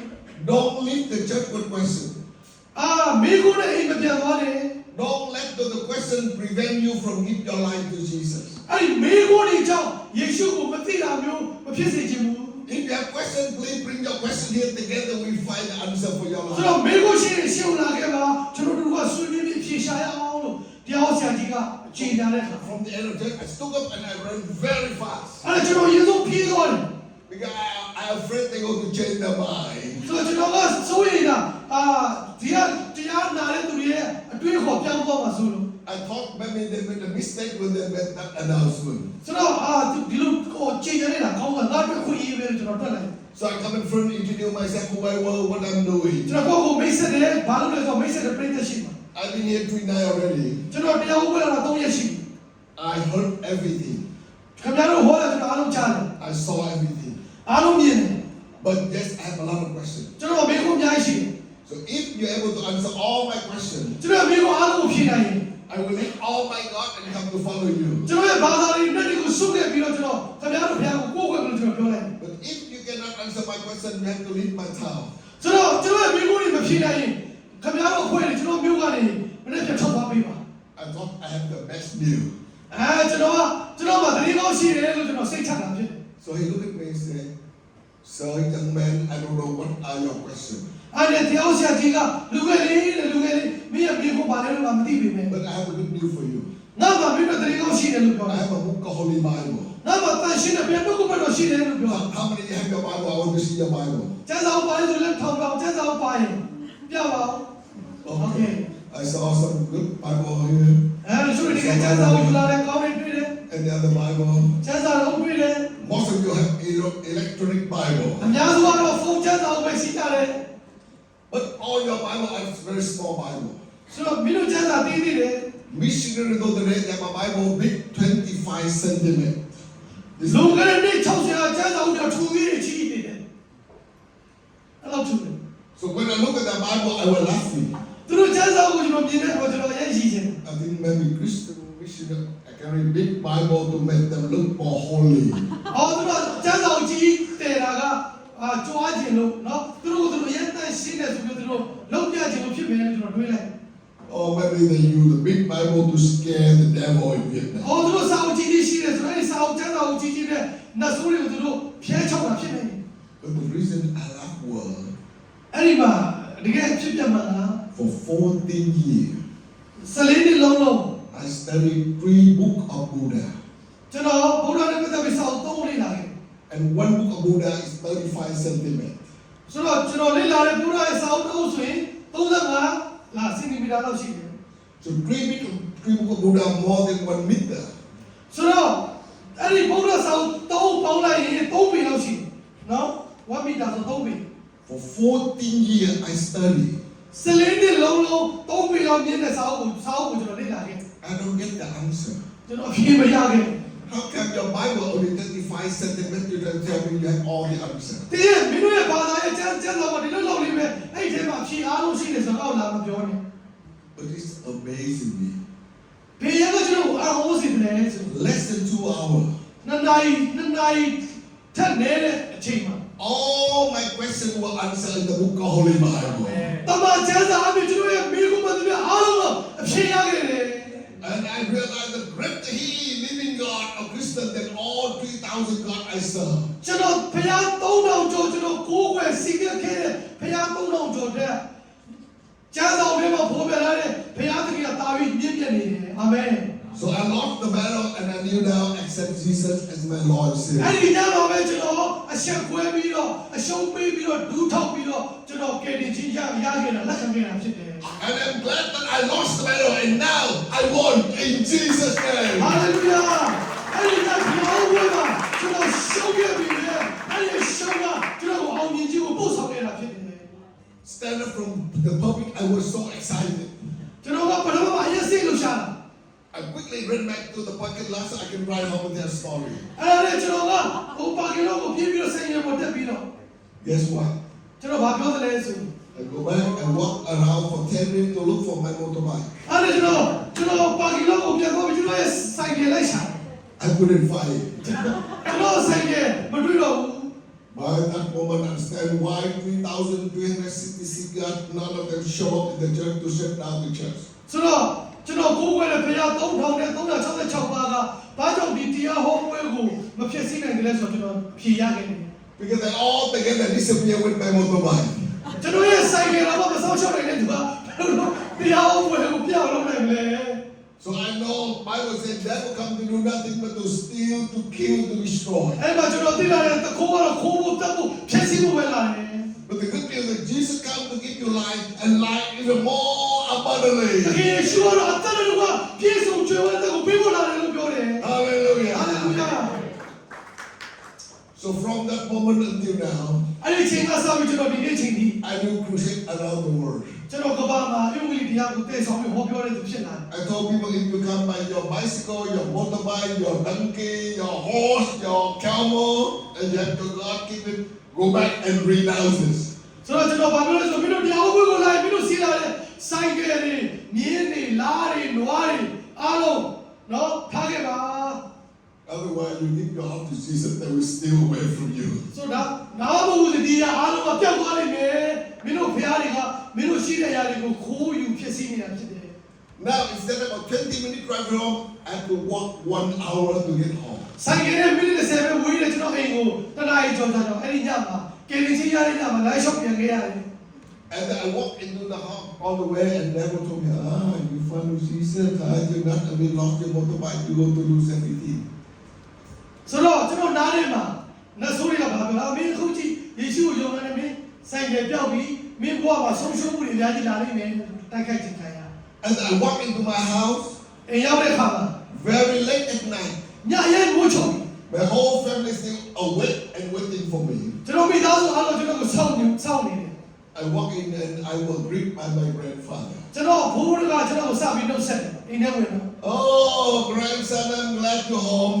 ကျွန်တော်ဘိုးပြောတယ်ငါမြင်ပြီးအိမ်ပြန်လာလို့ငါဝမ်းသာတယ် But you know what? The news already reached here before you return home. မင်းအိမ်မြောက်ခင်မှာမင်းရဲ့တရေကငါတို့စီကိုရောက်လာပြီလို့ဘိုးကကျွန်တော်ပြောတယ် The whole town a rumor. တမျိုးလုံးကတရေပြက်နေတယ်မင်းယုံကြည်သူဖြစ်သွားပြီဆို They wonder why you leave all of the God and come to follow Jesus. မင်းရဲ့ကိုယ်ကိုယ်နဲ့ဘုရားတွေကိုထားခဲ့ပြီးတော့မင်းယေရှုတော်ကိုလိုက်သွားပြီဆို Are you really want to follow Jesus? ယေရှုတော်ကိုတကယ်လိုက်ရှင်သလား I said, yes, sir. ဟုတ်ကဲ့ပါဘိုးလို့ပြောလိုက် What's wrong with you? မင်းယူပြယူနေလား What's wrong with Buddha? ဘုရားကဘာဖြစ်နေလို့လဲကျွန် I တော် said, grandfather, nothing wrong with Buddha. အဖိုးကြီးဘုရားကတော့ဘာမှမဖြစ်ပါဘူး I respect him.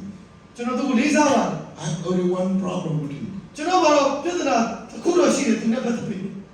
What the problem? အဖိုးကပြောတယ်ဘာပြဿနာလဲ I said, Grandpa, Buddha, you are a guy. ဆိုတော့ဘုရားကအဖိုးဘုရားကသူကယောက်ျားဖြစ်တယ်မျိုးသားဖြစ်တယ် He's wise. သူကပညာတတ်ပါတယ် He's nice. သူကနူးညံ့တဲ့သူဖြစ်တယ် But then he died. I said, ဒါပေမဲ့သူတည်သွားတယ် what about Jesus Christ? ဒါဆိုယေရှုကဘာဖြစ်လဲ I said, Christ is a guy. ယေရှုကလည်းမျိုးသားပဲလူယောက်ျား He's wise. သူကဉာဏ်ပညာနဲ့ပြည့်စုံတယ် He's nice. သူကကောင်းတဲ့ပုဂ္ဂိုလ်ဖြစ်တယ် Even he died. သူတည်သွားပြီပဲ But he arrived from တည်ခြင်း there. အောင်မြင်တဲ့သူဖြစ်တယ် He ဘာ arrived. လို့ရှိတဲ့ဘုရားဖြစ်လဲ Hallelujah. We are excited, but not my grandfather. ကျွန်တော်အားလုံးစိတ်လှုပ်ရှားတယ်ကျွန်တော်ဘုရားရဲ့ရက်စိတ်ဆိုးတယ် Shut up your mouth. မင်းပါဇက်ပိတ်တာရ Don't try to preach to me. ငါ့ကိုလာပြီးတရားမဟောနဲ့ Go to your room. ကိုယ်ခန္ဓာကိုမြင်ဝင်စား Rest well. ညကောင်းအိတ် Think carefully. ကောင်းစဉ်းစားထား Tomorrow morning, မနေ့ကမနေ့ရောက်ပြီ before breakfast, ပြိဖက်မစားခင်မှာ if you tell me မင်းသားကိုပြောတယ်ဆိုရ you င် make fun with missionary, အေးမင်းအဲ့ဒီတရားဟောဆရာတွေနောက်ကိုလိုက်မယ်ဆိုရင် everything okay. စင်ပြေပါတယ် But if you really want to follow Jesus, ယေရှုနောက်ကိုလိုက်မယ်ဆိုရင်တော့ you have to leave my family without any inheritance. မင်းကအမွေပြက်ဒီအိမ်ဘွားတွေမောင်းထုတ်ရလိမ့်မယ်လို့အဖိုးကကျွန်တော်ကိုပြောလိုက် I get my bed, but I cannot sleep. ကျွန်တော်အခါနဲ့အိမ်ရတယ်ဝင်သွားပြီကျွန်တော်ညလုံးအိမ်လို့မရဘူး I turn back and forth. ကျွန်တော်အိမ်ရတယ်မှာလူလိုက်နေတယ်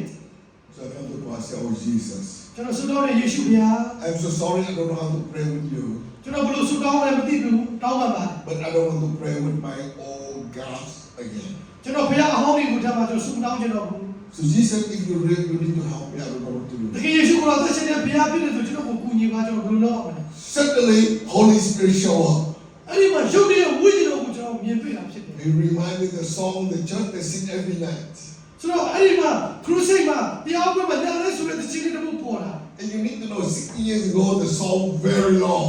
လူကလည်းနေ့60လောကတခြင်းအရေးရှိတာလေ And they don't have PowerPoint like we have today. အဲ့ဒီတော့ PowerPoint နဲ့ TV တွေမရှိဘူး So worship leader this verse by verse, sentence by sentence. ဝါရှင်ဝါရီကတလုံးချင်းတစ်ကြောင်းချင်းသင်ပေးရတယ်ပြိတ္တာ Sing back and forth. အာစာဆုံးပြန်စီ 35 minutes to 1 hour. တခြင်းတင်တာပြိတ္တာဝါရှင်လို့တခြင်းတင်တာတနားရောက်ချူကြားတယ် We have to make sure everybody memorize the song. ဆိုတော့တနားကြီးအားလုံးကအဲ့တခြင်းကိုလွတ်ချက်ရတယ် PowerPoint နဲ့ထုတ်ဖို့မရှိဘူး And the witch doctor, I never opened my mouth and sang the song. ဆိုတော့ကျွန်တော်ကတရားကိုသွားပြီးမဲ့ကျွန်တော်ကနတ်ဆရာဆိုတဲ့ချင်းလိုက်ပြီးဆိုပါဇက်ပြီးတာ But I never opened my mouth and I did not plug my ear. ကျွန်တော်ရဲ့နားပါဇက်ကိုပိတ်ထားပြီးနားကပိတ်လို့မရဘူးအဲ့အတန်လေးတချင်းတန်ကျွန်တော်မှတ်မိ So I did not know that I memorize many songs. ကျွန်တော်မသိတဲ့အချိန်မှာအဲ့ဒီတရားဟောမှာဆိုတဲ့တချင်းတွေကကျွန်တော်အလို့ရတယ် So လို့ရ when I was on my bed and cry out, ကျွန်တော်အဲ့ရတယ်မမျက်ရည်နဲ့ဘုရားကိုဆုတောင်းနေတယ် Holy Spirit pick up my song and let me sing it out. ဝိညာဉ်တော်ဘုရားကအဲ့တချင်းကိုကျွန်တော်ဖွင့်ပြပြီးကျွန်တော်ကအလိုလိုအဲ့တချင်းကိုစုနေပြီးသားဖြစ်တယ် And the song was, အဲ့တချင်းကဒီလိုပြောတယ် I have decided to follow Jesus. I have decided to follow Jesus. I have decided to follow Jesus. No turning back, no turning back. The cross before me, the word behind me, no turning back. လောကကလည်းကျွန်တော်ရှိမှဖြစ်တယ်လောကကြီးကျွန်တော်နောက်မှာဖြစ်တယ်ဘယ်တော့မှနောက်ပြန်မလဲဘူးအဲ့တချင်းကိုကျွန်တော်အစုံနေရတာဖြစ်တယ် But God go with me, still I will follow. ဘယ်သူမှကျွန်တော်နဲ့မလိုက်လဲကျွန်တော်တယောက်တည်းဖြစ်နေတယ်ကိုရိုနာကိုတစ္ဆာရှိသွားလိုက်မယ် I don't know how many times I sang the song, but I keep singing. I went to sleep like a baby. အဲ့ဒီချင်းကိုကျွန်တော်ဆိုရင်ဆိုအိပ်ပျော်ပါတယ် Next morning when I was sound asleep, ကျွန်တော်တို့မနေ့ကကျွန်တော်အိပ်တော့ my grandfather woke me up. Wake up, wake up, wake up. ကျွန်တော်တကားကိုဖိုးကလာထောက်တယ်ညထားတော့ I wake up, but not really awake. ကျွန်တော်အဲ့ဒါထားမနေမနိုးဘူးထောက်ထားတယ်မနိုး And look, I said, what is your decision? ကျွန်တော်ဖိုးကမေးပြီးမင်းဆိုမတဲ့ချပြီးပြီလား And the tone get louder, louder, ကျွန် louder. တော်ဖိုးအသက်ဖြစ်နေချင်တာ I'm really awake now. အဲ့ဒါကျွန်တော်နိုးလာ He told me, what your decision? ကျွန်တော်ဖိုးကမင်းဆိုမတဲ့ချပြီးပြီလား Suddenly I opened my mouth and I sing the song. I have decided to follow Jesus. ကျွန်တော်အဲ့ဒီချင်းကိုကျွန်တော်စုံရင်းနဲ့အဖိုးကိုကျွန်တော်ပြန်ဖြေလိုက် You are laughing, but my grandfather was very angry. ကျွန်တော်ဒီချင်းကိုဆိုတော့ကျွန်တော်ဖိုးကရှာစိတ်ဆိုတယ် Stop, stop. ရအောင်ဒီချင်းဆိုတာရ No turning back, huh? no telling me ဟောလားတော့ပြန်ပြတယ်ဟောလား It's time for you to leave my family without any inheritance. ငါမင်းကိုအမွေပေးခဲ့မှာမဟုတ်ဘူးအခုချိန်ကစာပြီးငါမင်းကိုအိမ်ပေါ်ကနေမောင်းထုတ်ရလိမ့်မယ် And don't turning back. ငါလည်းပြန်မလာနဲ့ And you have to say no to Jesus. ယေရှုကို no လို့ပြောရင်တော့ပြန်လာလို့ရတယ် Last night I gave my heart to Jesus. I lost my motorbike. မနေ့ကယေရှုကိုကျွန်တော်ယုံကြည်လက်ခံတဲ့လုံးသားပေးလိုက်တယ်ကျွန်တော်ဆိုင်ကယ်ပြတ်သွားတယ် Now after one night I lost everything. နောက်နေ့မနေ့ကျတော့ကျွန်တော်ယေရှုယုံကြည်တဲ့အတွက်မိသားစုလည်းဆုံးရှုံးတယ်အိမ်လည်းဆုံးရှုံးတယ်အိမ်ဘဝလည်းဆင်းရပြီ I said, Jesus, where am I going to stay? What am I going to do? တကယ်ယေရှုနောက်ကျွန်တော်ဘာဆက်လုပ်ရမလဲ The whole city honored to have me as among a witch doctor, but not a Christian. ကျွန်တော်နတ်ဆရာဖြစ်တော့ကကျွန်တော်ကိုတပည့်တပည့်တွေကူညီမဲ့သူတွေရှိပြီမဲ့ကျွန်တော်ယုံကြည်သူဖြစ်ဖို့ဆုံးဖြတ်လိုက်တဲ့အခါမှာတော့လူအများကြီးကကျွန်တော်ကိုကြောပေးသွားတာဖြစ်တယ် I said that the Holy Spirit showed up. ဝိညာဉ်တော်ဘုရားကကျွန်တော်ဖွင့်ပြတယ် He reminded me another song. နောက်တစ်ချိန်တစ်ခုထပ်ပေါ်လာ Many things about tomorrow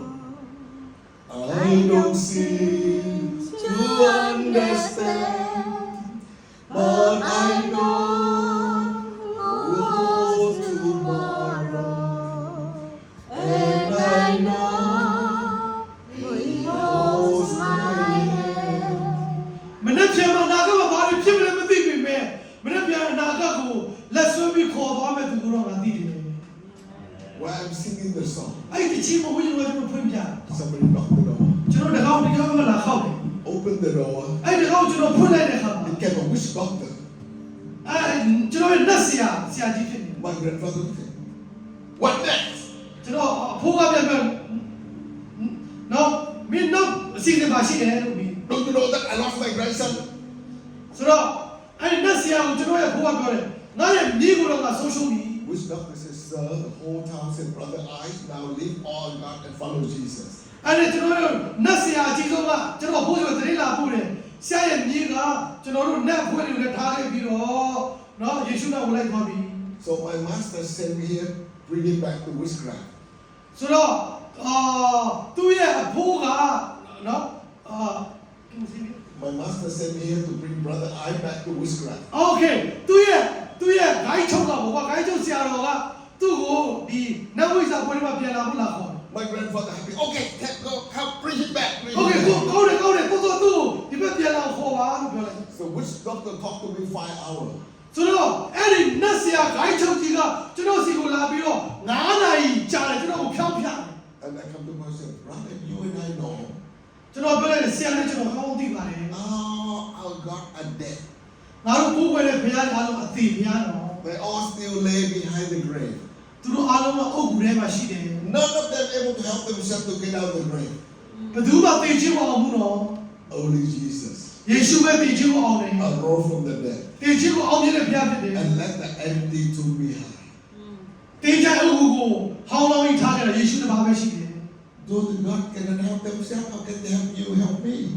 သူတို့တော့မတင်ကြမကယ်နိုင်တဲ့ဘုရားကငါတို့ကိုဘယ်လိုကယ်နိုင်မလဲ But Jesus, He helped Himself to get out. He can help you. တကယ်ယေရှုကတင်ချင်းကိုသူကိုယ်တိုင်အောင်မြင်တဲ့အတွက်ကျွန်တော်တို့ကိုငရဲကနေကယ်နိုင်တာပေါ့ He knew now, accept Jesus as Lord and အဲ့ Savior. ဒီနတ်ဆရာခိုင်းချုပ်ကကျွန်တော်ရှိမှယေရှုကိုလက်ခံပြီးယုံကြည်တယ် Hallelujah.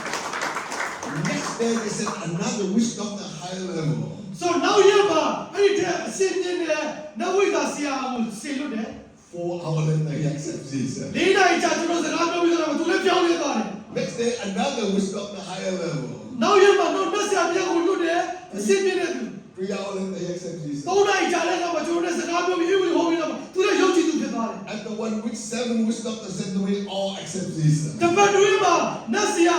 အစင်းမြင့်နတ်ဆရာ9ပါးယုံကြည်သူဖြစ်သွားတယ် And the one which become Christian, I become a cell group leader with 7 witch doctors and myself. ကျွန်တော်ယုံကြည်သူဖြစ်တာတပတ်ကြာမှာကျွန်တော်ဝိညာဉ်တပတ်9ရောက်တယ်အဲ့ဒီ9ရောက်တယ်ကျွန်တော် cell group အစားပြုခဲ့တာဖြစ်တယ် Hallelujah. အာမင် So every day I go to mission to learn. Every night I miss them. ဆိုတော့မနေ့နေ့လေးမှာဆိုရင်ဒီဆရာခရစ်ယာန်ဆရာကြီးစီမှာသွားပြီးတော့ကျွန်တော်နှုတ်ကပတ်တော်သင်ကြားခံယူတယ်ညဆိုရင်ကျွန်တော်တပည့်9ယောက်စီမှာကျွန်တော်ပြန်ပြီးတော့ Bible study ပြန်ပေးတယ် And together we share the gospel. အဲ့ဒီ9ယောက်နဲ့ကျွန်တော်အင်္ဂလိပ်ဟောတယ်ရွာထဲမှာမြို့နေတယ် In 4 years, ၄နှစ်အတွင်းမှာ we start a new church. အသင်းတော်ကိုကျွန်တော်အစားပြုခဲ့တယ် 10,570 new people come to Jesus. လူပေါင်း1500ကျော်ယုံကြည်သူဖြစ်လာတယ်ဟာလေလုယာ Hallelujah. So we got to stop. They don't send anymore. We stop them. ဆိုတော့ကျွန်တော်နဲ့ဒီဘာသာရေးတွေဆွေးနွေးဖို့အဲ့ဒီနတ်ဝိဇ္ဇာအဖွဲ့အစည်းတွေဘယ်တော့မှသူတို့တပည့်တွေမလွတ်တော့ဆရာတွေမလွတ်တော့ You know why? They don't want to lose all their wisdom. ဘာကြောင့်လဲဆိုတော့သူတို့ဖွဲ့လွှဲအားလုံးခရစ်ယာန်ယုံကြည်သူဖြစ်သွားလို့မလွတ်တော့ဘူး But they call a 24-hour conference. အဲ့ဒါသူတို့က24နာရီနတ်ကွန်ဖရင့်လုပ်တယ် 24 hours, no eat, no drink, no sleep. 24နာရီလုံးစားလုံးစားတောင်းလို့မတော့ဘာမှမလုပ်ဘူး And pray all the gods and curse me. ကျွန်တော်ကိုချိန်စာတိုက်တယ်24နာရီလုံးမေးမစားမတော့မနဲ့ချိန်စာတိုက်တယ် Because I can never marry, အဲ့သူဘဝမှာလူပြိုးကြီးဖြစ်ပါစေ I can never have children. မြုံပါစေသားသမီးမရပါစေနဲ့ I will never have to have a son to carry my family name. မျိုးဆက်ပြတ်ပါစေတားယောက်ျားတွေမရပါစေနဲ့24နာရီလုံးမစားမတော့နဲ့ချိန်စာတိုက် But I'm glad I believe in this Bible. ကျွန်တော်ဝမ်းမြောက်တာကတော့သက်ရှင်တဲ့နှုတ်ကပတ်တော်ကိုယုံကြည်တဲ့သူဖြစ်တယ် Jesus come to break all the curse from တကယ်ယေရှု generation. ကမျိုးဆက်ချိန်စာမများလို့ဖြစ်စီခဲ့တာဖြစ်တယ် So later on, ကြာတဲ့ခါမှာ I went out and preached. ကျွန်တော်တရားဟောသွားတယ် I was put in prison. ကျွန်တော်ဧဝံဂေလိဟောလို့ထောင်ချခြင်းခံရ First put in politics prison for brainwash. ဆိုကျွန်တော်ကိုနိုင်ငံရေးအကျင့်တော်မှာကျွန်တော်ရဲ့အတွေးခေါ်တွေပြောင်းအောင်ကျွန်တော်ကိုထောင်ချတယ်ဧဝံဂေလိဟောလို့နော်ကွန်မြူနတီဆိုရတဲ့သူထောင်ချတာဖြစ်တယ် 6 months later, all politicians accept Jesus. ချောင်းကကျွန်တော်နိုင်ငံရေးအကျင့်တော်မှာနေတယ်အဲ့ အဲ့ဒီချင်းသားတွေအားလုံးကိုယေရှုသည်ကျွန်တော်ပို့လိုက်တာဖြစ်တယ်အာမင် The prison become a church. အဲ့ဒီထောင်ကအသစ်တော်ဖြစ်သွားတယ် They sent me to the gangster, drug dealer, criminal ဆို prison. တော့ကျွန်တော်ကိုအဲ့ဒီထောင်ကနေရာဇဝတ်သားတွေလူသက်သမားတွေဂိုင်းစတာတွေနေတဲ့ထောင်ကိုကျွန်တော်ပြောင်းပြီးတော့ပို့လိုက်တယ် They expect to the gangster will beat me up. ဆိုတော့သူတို့ကဂိုင်းစတာတွေသူ့ကိုညှဉ်းပန်းနှိပ်စက်ပါစေဆိုရည်ရွယ်ချက်နဲ့ဆရာဝန်တွေထောင်ကိုပြောင်းပေးလိုက်တယ် And like you know, though the guy after they were sentenced for life, nobody cared for them anymore. ဆိုတော့အဲ့ဒီထောင်ထဲမှာရှိတဲ့တေတန်တွေတက်တဲ့ကျွန်းတွေကြားတဲ့ထောင်သားတွေဖြစ်တယ် So they put all the tattoo in their body. ။အော်သူတို့ကလည်းတတူတွေဒီကိုလုံးမှာရှိတယ် See, tiger, ။အော်ကြားတွေ lion, ။အော်ချင်းတွေတွေ dragon, ။အော်နဂါးတွေ cobra, ။snake. အော်ငွေတွေငွေဟောက်တွေ There's like little zoo on their body. By ဆိုတော့ကျွန်တော်တို့ the ရာဇဝတ်သားတွေကြားတဲ့ထောင်ကိုပြောင်းသွားတော့မသိတော့တိရစ္ဆာန်ကိုရောက်သွားသလိုပဲ။သူတို့ကတော့တိရစ္ဆာန်ဘောမရှိဘူး So when I get into the door, ။ကျွန်တော်အဲ့ဒီထောင်ကိုကျွန်တော်ဝင်သွားတဲ့အခါမှာ the Lord says, "What are you doing?" အဲ့ဒီမင်းဘာကောင်လဲလို့ကျွန်တော်မေးတယ်အဲ့ဒီထောင်သားတွေကရာဇဝတ်သားတွေလူသက်သမားတွေက Oh, I'm a pastor. ကျွန်တော်ပြောကျွန်တော်ကတော့တရုတ်ဆရာပါလို့မိတ်ဆက် Huh? A pastor? ဟာမင်းပါစားဘလို့ဒီထောင်ထဲရောက်လာတယ် What crime you involved? မင်းဘာရာဇဝတ်ကိုကျူးလို့လဲဆိုကျွန်တော်မေးတယ် I said, "No, I'm not involved in crime." ငါဘာမှရာဇဝတ်မကျူးလို့ဘူး Oh man, you must be a wrong place. မင်းကတော့နေရာမှာပြောင်းလာတာဖြစ်မယ်အဲ့ဒီလူတွေကကျွန်တော်ကိုပြောတယ် I said, "No, I'm in the right place. ကျွန်တော်ပြောငါနေရာမပေါင်းနေရာပေါင်းဖျားပို့တာလို့ကျွန်တော်တို့ပြန်ပြောလိုက် My God sent me here, ဖျားပေါင်းဒီကိုပို့တယ် and I marched out from heavenly kingdom, ဆိုတော့ကောင်းပြီဘုံရှင်ဘုရင်ကသိတယ် bring you hope by your hopeless." မင်းတို့ပြောလို့ချက်မဲတဲ့သူတွေကိုပြောလို့ချင်းရှူလာကိုငါ့ကိုဒီကိုပို့တာဖြစ်တယ် There's no hope in this place, man. ဆိုတော့သူတို့ကထောင်ထဲမှာပြောလို့ချင်းလာမပြောနဲ့ငါတို့တက်တဲ့ကျိုးကြားတဲ့ကောင်ထောင်ထဲမှာတည်တဲ့ထိတရားမဲ့သူ You can come in, but you can never get out. ဒီထောင်ထဲဝင်လာအဝေးပဲရှိတဲ့ထွက်မရှိ The only thing time you get out is stop breathing. ဆိုတော့မင်းအသက်ရှူရတဲ့နေဒီထောင်ထဲထွက်တဲ့နေမယ် They will put you in coffin, ဘာလဲဒီအလောင်းအလာတလားထဲမှာထည့်လိုက်တဲ့အချိန်က and send you to cemetery to burn you, တင်းကိုမီးရှို့တဲ့တဲ့အချိန်ကဒီထောင်ထဲကနေထွက်တဲ့နေ and you heard the music, dum dum sing, dum dum sing. အဲ့ music ကိုကြားရတော့မင်းထောင်ကနေထွက်တဲ့နေပဲ I said, that's the reason why God sent me here. အဲ့ဒါကြောင့်မလို့မင်းတို့ကတေမထောင်ကနေထွက်ရမယ့်ဖွဲ့ရည်ဆိုတော့မင်းတို့မသိခင်တရင်ကောင်းကြောင်းဖျားတော့ဒီထောင်ပို့တော့ကျွန်တော်ပြောတယ် Now two big boys,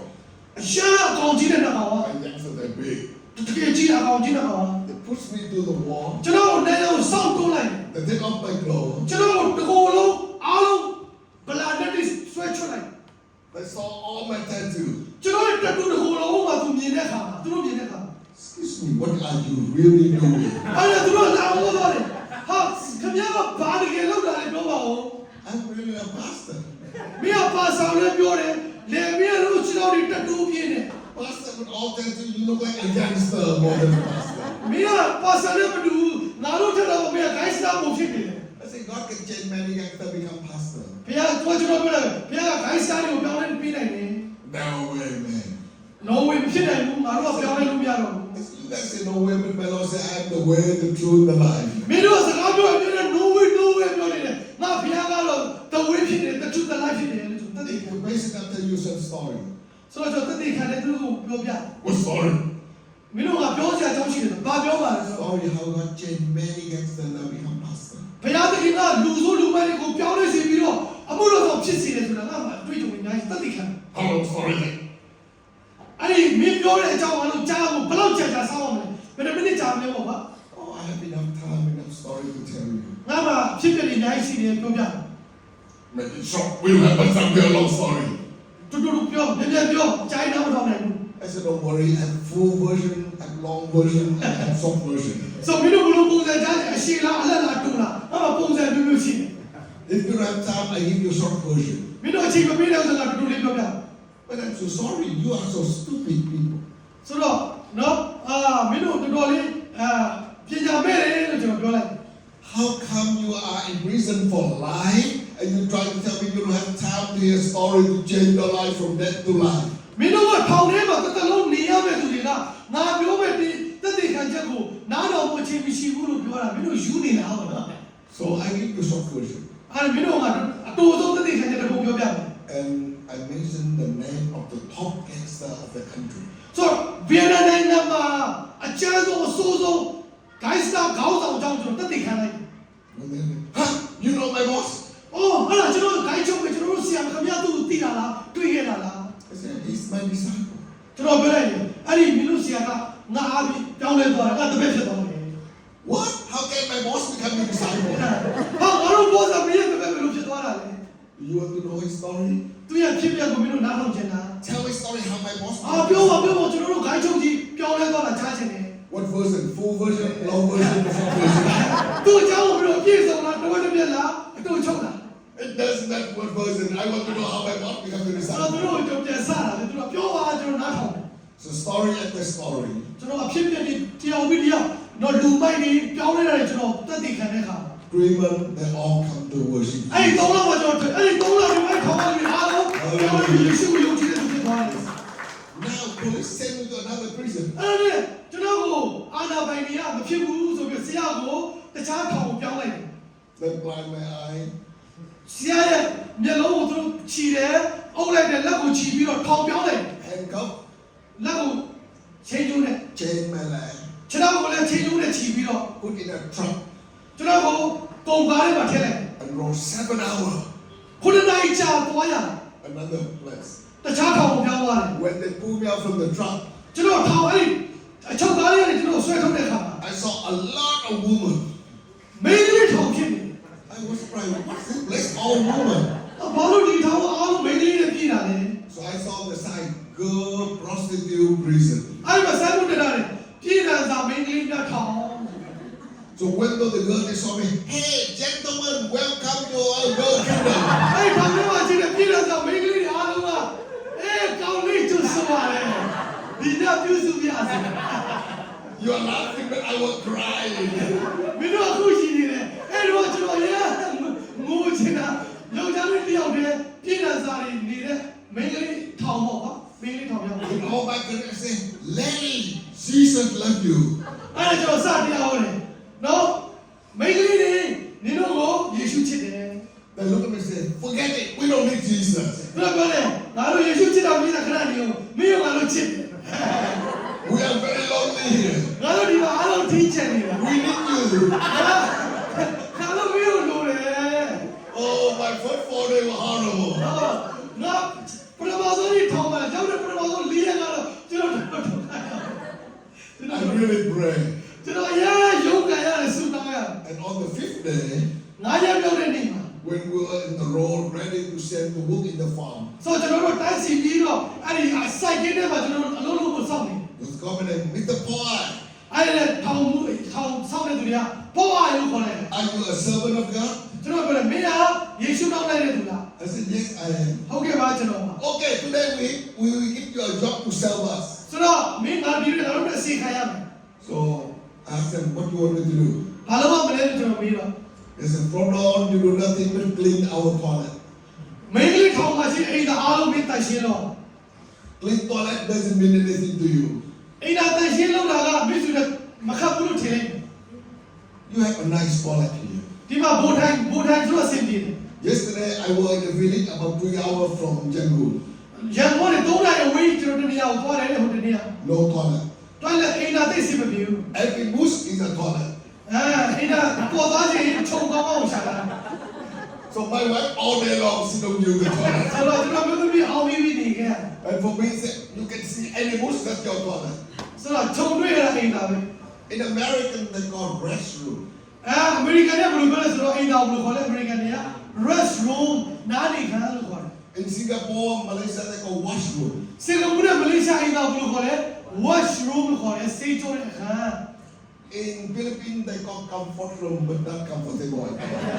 ဖိလစ်ပိုင်နဲ့ဘယ်လိုခေါ်လဲတိလားအိမ်သားကို comfort room လို့ခေါ်တယ်တက်တော့တက်တာရှိတဲ့အခန်းဘယ်လိုမှတက်တော့တာမဖြစ် In India, they call happy room. အိန္ဒိယနဲ့ဘယ်လိုခေါ်လဲတိလားအိမ်သားကိုအိမ်သားကိုအိန္ဒိယတွေက happy room လို့ခေါ်တယ် When I was in India, at the past, they out for big lunch. ဆိုအိန္ဒိယကိုကျွန်တော်ရောက်တဲ့အခါမှာ I asked them, where can I go to the washroom? ဆိုဘယ်မှာအိမ်သားရှိတယ်လို့ကျွန်တော်မေးတဲ့အခါ They said, no washroom. ငါတို့က washroom မရှိဘူးတဲ့ I said, how about restroom? restroom ဟောတယ် No, we don't no have restroom နဲ့ How about comfort room? comfort room ဟောတယ် No. မရှိဘူး So what room you have? washroom အိမ်သားဘယ်လိုခေါ်လဲ That means what do you need for? ဘာလို့ရတာလဲလို့ကျွန်တော်ပြော I thought I need to release something from the restaurant. ငါအိမ်သာရက်တက်ချင်တယ်လို့ပြောတဲ့အခါ Oh, you need a happy room. အော် happy room ကိုပြောတာလား happy room Really happy to the room. အဲ့တော့ကျွန်တော် happy room ကိုပို့လိုက် And after I come out, I asked them, why you call it happy room? အဲ့ဒါအိမ်သားတွေထွက်လာဘာလို့ပြီးတော့ happy home happy room လို့ခေါ်တာလဲလို့ကျွန်တော်မေးလိုက် Nothing happy inside. အိမ်သားတက်လာဘာမှပြောစရာမကောင်းပါဘူး They said, no, when you come in, you're very painful. When you come out, you look very happy. အိမ်သားတွေဝင်ကြတော့ရက်တော့ကြောက်တယ်အိမ်သားထွက်လာတော့ပို့ပါသွားတယ်ပြောစရာကောင်းတယ်အဲ့ဒါကျွန်တော်အိမ်သားကို happy room လို့ခေါ်တာလေ That's why we call happy room. အဲ့ဒါ happy room လို့ခေါ်တာတဲ့ But in the girl prostitute prison in ကျွန်တော် Vietnam, ဗမာရေးလို့ခေါ်တာအိမ်သားလို့ခေါ်တယ်တာယာတဲ့အိမ်သား the toilet different. ဆိုတော့ထောင်ထဲကအိမ်သားကတော့မတာယာဘူးလေ That's a big can, အဲ့ဒီမှာကျွန်တော်တို့ပုံးလေးရှိတယ်ခွက်လေး၄တော့ခွက် like the fuel barrel, you know. ၄တော့ခွက်လေးလိုမျိုး And they cut in half to about this side. သူတို့ကဒီလိုလေးလုပ်ထားတယ် They split a bamboo into two pieces and push parallel line. အဲ့ဒီမှာသူတို့ကဟိုဗာလဲငပြောရွက်လေးတွေထားတယ် So when you step on that, you have to balance yourself so you don't fall. အဲ့ဒီမှာနော်ကျွန်တော်တို့ဟွာလေးဘယ်နဲ့ညီအောင်မတည့်ထိုင်ရတယ် And you have to close your nose very tight with the spell anything. ဆိုတော့နှာခေါင်းပိတ်ပြီးတော့အိမ်နဲ့တက်ရတယ် And you release as fast as you can and get out. ဆိုတော့ပါရှင်းတဲ့မြန်လေးညှစ်ထုတ်ပြီးတော့ထွက်ရတယ် So when all the girls already use the toilet, အဲ့ဒီအိမ်သားကိုမျိုးသမီးတွေအားလုံးသုံးပြီးတဲ့ခါမှာ and my job was ကျွန်တော်ရဲ့အလုပ်က with these two hands, ကျွန်တော်ဒီလက်နဲ့ဖတ်တယ် take all wisdom that come out from their body. အဲ့ဒီအီးရဲ့ချီကိုကျွန်တော်လက်ပလာနဲ့ကျွန်တော်ကျုံးသွားတာ Put in a full fuel barrel ပိုချီးတဲ့အိုးတွေကိုကျွန်တော်ထည့်ရ add more water in ဆိုတော့ရေထည့်ပြီးတော့ and mix them up. ကျွန်တော်လက်နဲ့ဖြောရတယ်အဲ့ဒီချီးတွေကိုမိန်းကလေးတွေပါတဲ့ချီးတွေ And take that to fertilize vegetable on the ပြီး field. တော့ကမှကျွန်တော်တို့နောက်မှရှိတဲ့လေယာစက်ကင်းတွေပဲမြေဩဇာကျွန်တော်ရေချီးလောက်ရတာဒီလောက်တာမချီးချီးလောက် That's what my job. အဲ့ဒါကကျွန်တော်ထောင်ထဲမှာလုပ်ခဲ့တာ So when I'm doing my job, ကျွန်တော်အဲ့ဒီလုပ်တဲ့အချိန်မှာ go to bed. ရှားနေတယ် I said, lady, listen to me.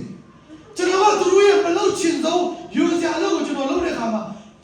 ထောင်တစ်ခုလုံးမှာရှိတဲ့မျိုးသမီးတွေကကျွန်တော်ကိုလေးစားတာဖြစ် Jesus looked at the Pharisee တကယ်ယေရှုကဘာသာကောင်းဆောင်တွေကိုကြည့်တဲ့အခါမှာ and told him nothing outside dirty except the thing in your mind and in your heart is dirty. ကိုယ်ခန္ဓာကထွေးတဲ့ຢာတွေကယူစရာမကောင်းဘူးတဲ့မညစ်ပတ်ဘူးတဲ့အုံနောက်နှလုံးသားထဲမှာရှိတဲ့ຢာပဲယူစရာကောင်းတယ်လို့ဘုရားကပြောတယ်လို့ကျွန်တော်ပြောတယ် Jesus told the Pharisee, be careful you release a leader. ဘာသာရေးလူတွေတတိထားပါလို့ယေရှုကပြောတယ် The tax collector and the prostitute will go to heaven before you. အဲ့ဒီပြည်လက်စာတွေနဲ့တော့အခုကလေးကကောင်းကင်ဘုံမှာမင်းတို့ရှိမှသွားလိမ့်မယ်လို့ကျမ်းစာထဲမှာပြောထားတယ် Really? A prostitute like us can go to heaven? ငါတို့လိုပြည်လက်စာတွေကနော်ဘာလို့ငါတို့ဘာလဲမတွေအားလုံးကကောင်းကင်ဘုံသွားမှာလား I said the Bible, there's story of Rahab, she was a prostitute. ကျွန်တော်ပြောတယ်ငါတို့နောက်ကမတော့ကျမ်းစာထဲမှာပြည်လက်စာမှာရာဟပ်ဆိုတာရှိတယ် And God used her life to save Israel. သူရတတ်တာကိုတော့ဘုရားကကယ်တင်ခြင်းမှုတွေပြုခဲ့တယ်လို့ကျွန်တော်တတ်သိခံတဲ့အခါ I said, lady, you know, in our church we have men, lady, if we prostitute, I'm not preaching. ငါတို့ဘုရားကျောင်းမှာဆိုရင်ပြည်လက်စာအများကြီးပြောင်းလဲပြီးတော့ကယ်တင်ခြင်းရပြီးတော့အတတ်တာကောင်းကောင်းရှောက်နေတဲ့သူအများကြီးရှိလို့ကျွန်တော်တတ်သိခံလိုက်တယ် I said, really? တကယ်လားဆိုရင်လူသမီးတွေက I mentioned one lady name. ကျွန်တော်မျိုးသမီးတယောက်ရဲ့အကြောင်းကိုကျွန်တော်တတ်သိခံလိုက်တယ် Huh? You know her? အဲ့ဒီမျိုးသမီးဟာဆရာကခင်ဗျားကအဲ့ဒီမျိုးသမီးကိုသိတာလား How come your pastor, you know my boss? ဟာခင်ဗျားကတယောက်ဆရာပြပြီးပါလို့ဖာကောင်းကိုသိတာလေ I said, don't get me wrong. အထင်မလွဲပါနဲ့ One of my lady pastor was preached gospel and put in prison and met her. ဆိုတော့ကျွန်တော်ရဲ့မျိုးသမီးခေါင်းဆောင်ဆရာမကအေဝီဟောတော့ထောင်ကြတယ်မျိုးသမီးထောင်ထဲမှာအဲ့ဒီသူတို့ရဲ့ခေါင်းဆောင်ပေါ့နော်ခေါင်းဆောင်တွေတွေ့ပြီးတော့ခေါင်းဆောင်ပြောင်းလဲသွားတယ် And led her to the Lord. တကယ်ယေရှုကိုရသွားတယ် And she was released from prison as a miracle. ဆိုတော့နမိတ်လက္ခဏာတွေထောင်ကနေလွတ်လာတယ်မျိုးသမီးက And she came to my Bible school. အဲ့ဒီမျိုးသမီးကကျွန်တော်ကျမ်းစာကျောင်းမှာလာတက်ခဲ့တယ် I disciple her. သူ့ကိုကျွန်တော် training ပေးရတယ် So I know her well. သူ့ကိုငါကောင်းကောင်းသိတာပေါ့ Do you want to know her story? သူ့ရဲ့ပြောင်းလဲတဲ့အဖြစ်အပျက်ကိုမင်းတို့ကြားချင်လားလို့ကျွန်တော်ပြောလိုက် Yes, every story. ဟောဒီထောင်မှာချင်းမျိုးသမီးပြောပြမှနားထောင်မယ် What version? Long version, full version, or short version? အဖြစ်ပြဆုံးကြတယ်လားအတူလားအလက်လား He said, it doesn't matter when you come out, we need to wash your hands so we can release our dough to အဲ့ခါမှာမျိုးသမီးကကျွန်တော်ရဲ့လက်တွေတိတိကျဆက်ပြိုင်လေးစီးပြီးတာတော့သူရဲ့ဆရာမအကြောင်းကျွန်တော်တက်တည်ခံပါဆိုတော့ So they helped me to wash my hand and I told the story. အဲ့ဒီဖြစ်ပြကိုကျွန်တော်ပြောတဲ့ခါမှာ Tears run on their face. အဲ့ဒီမျိုးသမီးတွေမျက်ရည်မျက်ခွန်းနဲ့နားထောင်ကြ 6 months later, they all come to worship Jesus. 6 လကြာတဲ့ခါမှာထောင်လာရှိတဲ့မျိုးသမီးတွေယေရှုကိုယုံကြည်တဲ့သူဖြစ်လာတယ်ဟာလေလုယာ I can go on and on and on with you. ကျွန်တော်အများကြီးသိခံချက်တွေရှိတယ် But I wrote a book. ကျွန်တော်စောင့်တော့ I ကျွန် told တော် all the story. ကျွန်တော်ရဲ့အဖြစ်ပြက်တွေ Translated into 12 languages. ဘာသာစကားစစ်တဲ့မျိုးနဲ့စောင့်ထုတ်ထားတယ် It's already in your language, Burmese as well. ဗမာလူနဲ့ထုတ်ထားတာရှိပါတယ် And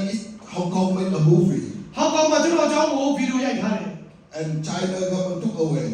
တရုတ်ဆိုရကားတော့ဖျက်လိုက်တယ် And now Billy Graham movie crew made a new movie. ဆရာကြီးဘီလီဂရမ်တာနာပြုတ်ဘက်ကကျွန်တော်အကြောင်းကိုဗီဒီယိုရိုက်ထားတာရှိတယ် So it come out on Christmas this year or Easter next year. ဆိုလာမယ့်နေ့လေးလပိုင်းသို့မဟုတ်ဒီနေ့ခရစ်စမတ်အမီမှာကျွန်တော်ရဲ့ဗီဒီယိုလေးထွက်လာလိမ့်မယ် So when you watch the movie, you can tell your friend, I saw the movie star here in this church. နော်အဲ့ဒီဗီဒီယိုထွက်လာရင်ကြည့်ရင်ပြောပါအဲ့ဒီတော့မင်းသားကဒီမှာငါတွေ့ခဲ့ဘူးတယ်လို့ကြွားလိုက်ပါတကယ်ချင်းနေစီ So then you go home, you ask Google, you ask AI about Paul, and they will tell you all the story. ကျွန်တော်အကြောင်းကြည့်ရင်ပိုးဝါရဘယ်သူလဲဆိုတော့ AI မှာတော့ Google မှာရှာလို့ရတယ်ဆရာကြီးကအေဝံဂေလိတရားကြောင့်10နှစ်ခွဲထောင်ထဲမှာထည့်ခြင်းခံရတာဖြစ်တယ် But 10 and a half years in 8 different prisons. 10နှစ်ခွဲကျွန်တော်ထောင်ကြတယ်8ခါထောင်ပြောင်းတယ်8ချိန်ထောင်ပြောင်းရတယ် Thousands of people come to Jesus. ထောင်ကလေးတော့လူတွေယေရှုစီကိုရောက်သွားတယ် And 5 times angel come in prison to take me out. ကျွန်တော်ကိုနော်အော်ဘွယ်ရနမိတ်လက္ခဏာနဲ့ခေါင်းဝင်တမန်ကကျွန်တော်ကိုထောင်ထဲကနေ9ချိန်လွတ်မြောက်ခွင့်ပေးတယ် I go out and preach the gospel everywhere. ကျွန်တော်ရောက်တဲ့နေရာတိုင်းမှာအေဝံဂေလိဟောတယ် In 6 different family came. ဆိုတော့မိသားစု6မိသားစုပြောင်းလဲတယ် I met a school teacher. ကျောင်းဆရာမတယောက်ကိုတွေ့တယ် And government told her, you cannot talk about creation, you have to teach about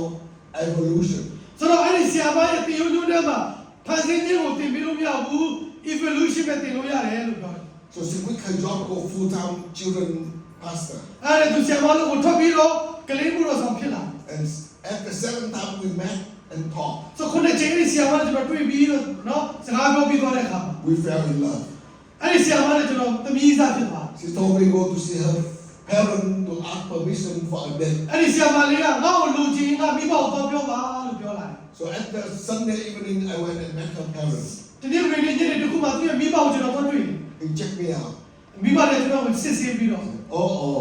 you are a crazy preacher people talking about. လူတွေပြောနေတဲ့အယူမှုတရားဆရာဆိုတော့မေးမယ်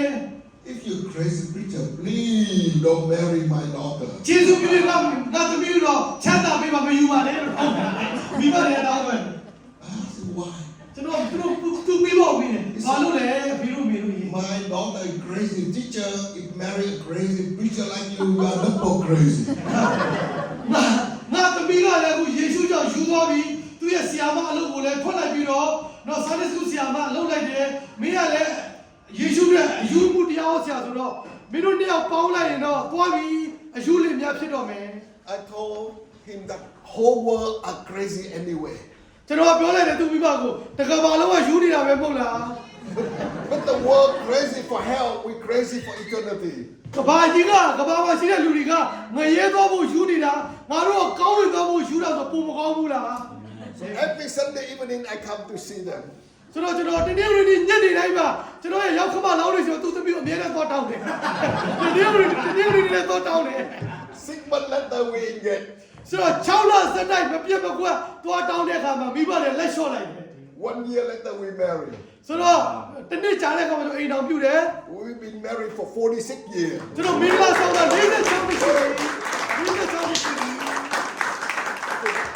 This doctor said, oh, he can marry that beautiful girl, but he can never have children. ကျွန်တော်ပြောတာမှတ်မိလားကျွန်တော်ကို24နိုင်လုံးချိန်ဆဲတယ်မစားမတော့မိပဲနဲ့နတ်ဝိဇ္ဇာဖွဲ့တွေကဘယ်တော့မှအိမ်တော်ချမှာမဟုတ်ဘူးကလေးရမှာမဟုတ်ဘူးဆိုတော့သူတို့ကချိန်စာတိုက်ထားတယ် And 2 years later, we have first daughter, we named Baby Ruth. ဆိုတော့နှစ်ကြာတဲ့အခါမှာသမီးတစ်ယောက်ရတယ်ရုလို့နာမည်ပေးလိုက်တယ် And 2 years later, we have another baby we named Mary. ဆိုတော့နှစ်နှစ်ကြာတဲ့အခါမှာ Mary တယောက်မွေးလာတယ် And then my wife and I, we read many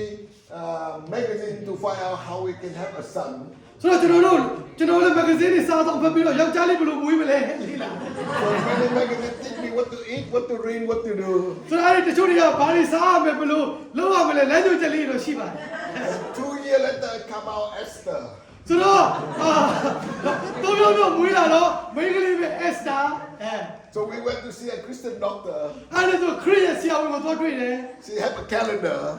ခရစ်ယာန်ဆရာစီမှာပြက်ကလေးရှိတယ် This is Reverend, this week you eat this, drink this, do this. ဆိုတော့ဒီတစ်ပုတ်ဒါစားပါဒီလိုလေးပါဒီလိုရှောင်းပါဒီလိုလုပ်ပါ We do exactly what she told us. ဆိုတော့အဲ့ဒီခရစ်ယာန်ဆရာဝန်ပြောတဲ့အတိုင်းကျွန်တော်တို့လိုက်နာပါတယ် 2 years later, come out Elizabeth. နောက်တစ်နေ့နောက်တစ်ယောက်မွေးလာတယ် Elizabeth ဆိုတော့သမီး၄ယောက်ဆက်တိုက်မွေးတယ် Which doctor said, no way for you to have a son. ဆိုတော့ကျွန်တော်ကိုတက်ဆရာတွေကဗာလဲချိန်စာတိုက်ထားတယ်ဗာလဲ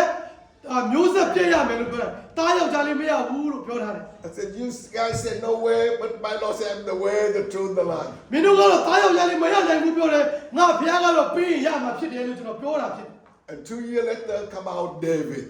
နောက်တစ်နေ့ကြာတဲ့အခါမှာ9ယောက်မြောက်ကတော့ဒေးဗစ်ကလေးမွေးလာတာဖြစ်တယ်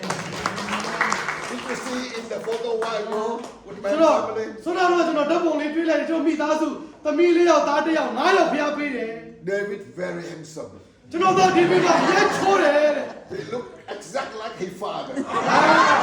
ဖေနဲ့တူလို့ချိုးတာ Now I want to tell you something. ကျွန်တော်အခုပြောချင်တဲ့အရာလေးက For over 10 years, my whole family disowned me.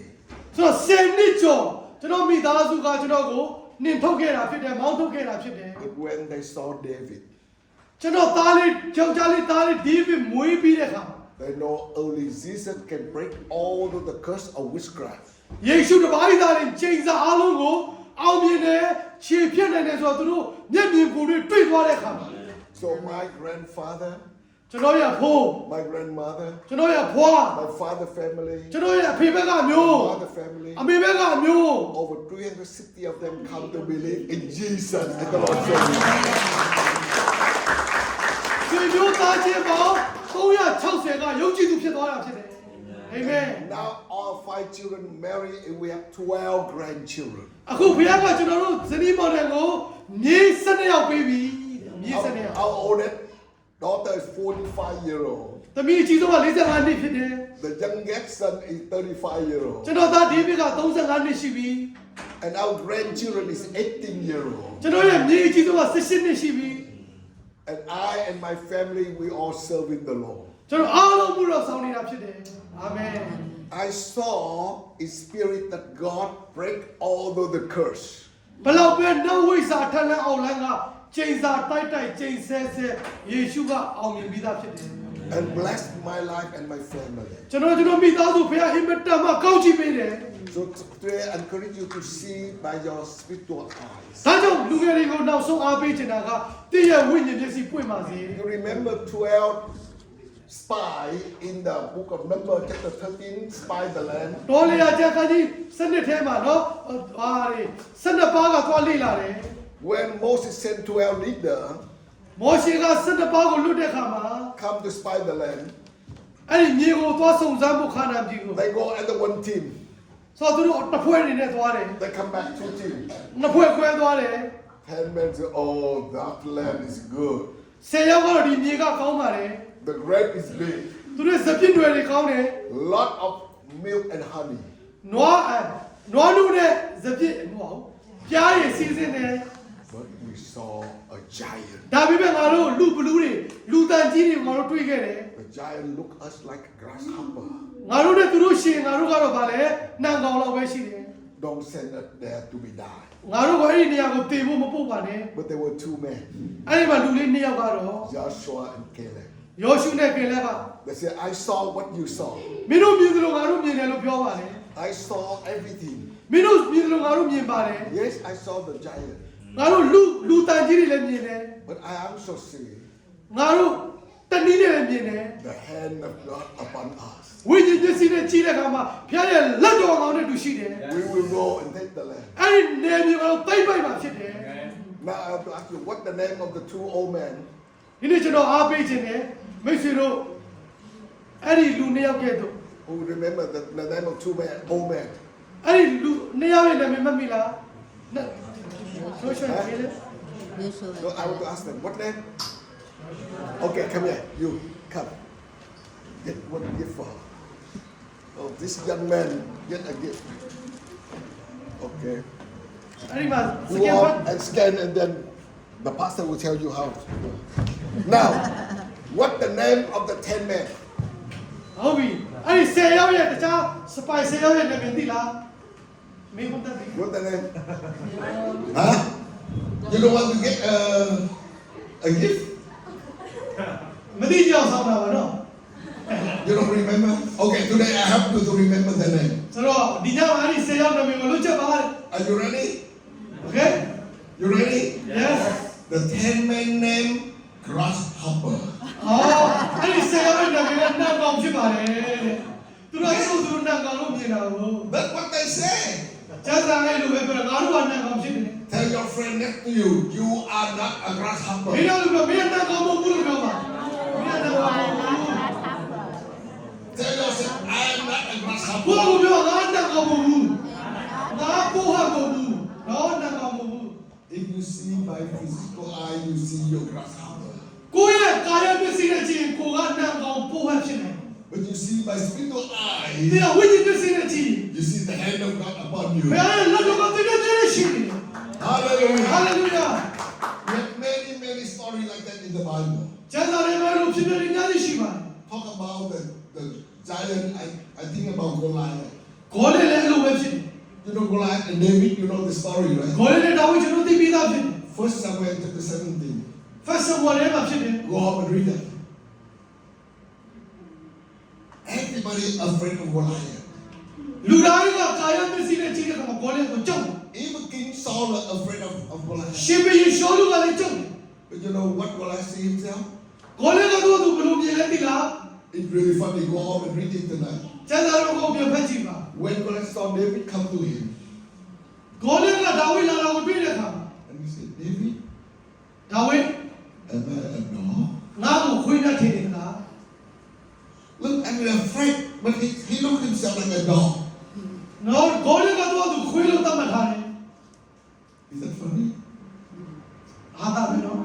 Everybody afraid of giant Goliath, but he saw himself like a dog. လူတွေကသူ့ကိုကြောက်တယ်နော်သူတို့ကခွေးလို့မြင်တယ် Tonight you read Bible, you will find out. Huh? အဲ့ဒီကျမ်းစာကိုဖတ်ပါ And this is what he saw. ဒါသူမြင်တဲ့အရာဖြစ်တယ် They look at him and say, David, ဒါဝိ today ဒီနေ့ I'm going to kill you. မင်းကတတ်မယ် I cut your head. မင်းလည်းမင်းဖြစ်မယ် I give your body to the bird. ငါ့ကိုစားကြည့်ပြီ And you know what David saw? ဒါဝိကဘယ်လိုမြင်တယ်လဲဆိုရင် David said, Goliath, ဂေါလိယ today ဒီနေ့ I not only kill you,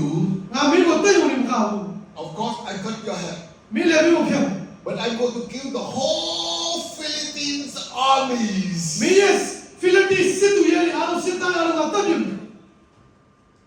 And I give all your body to the bird of the air.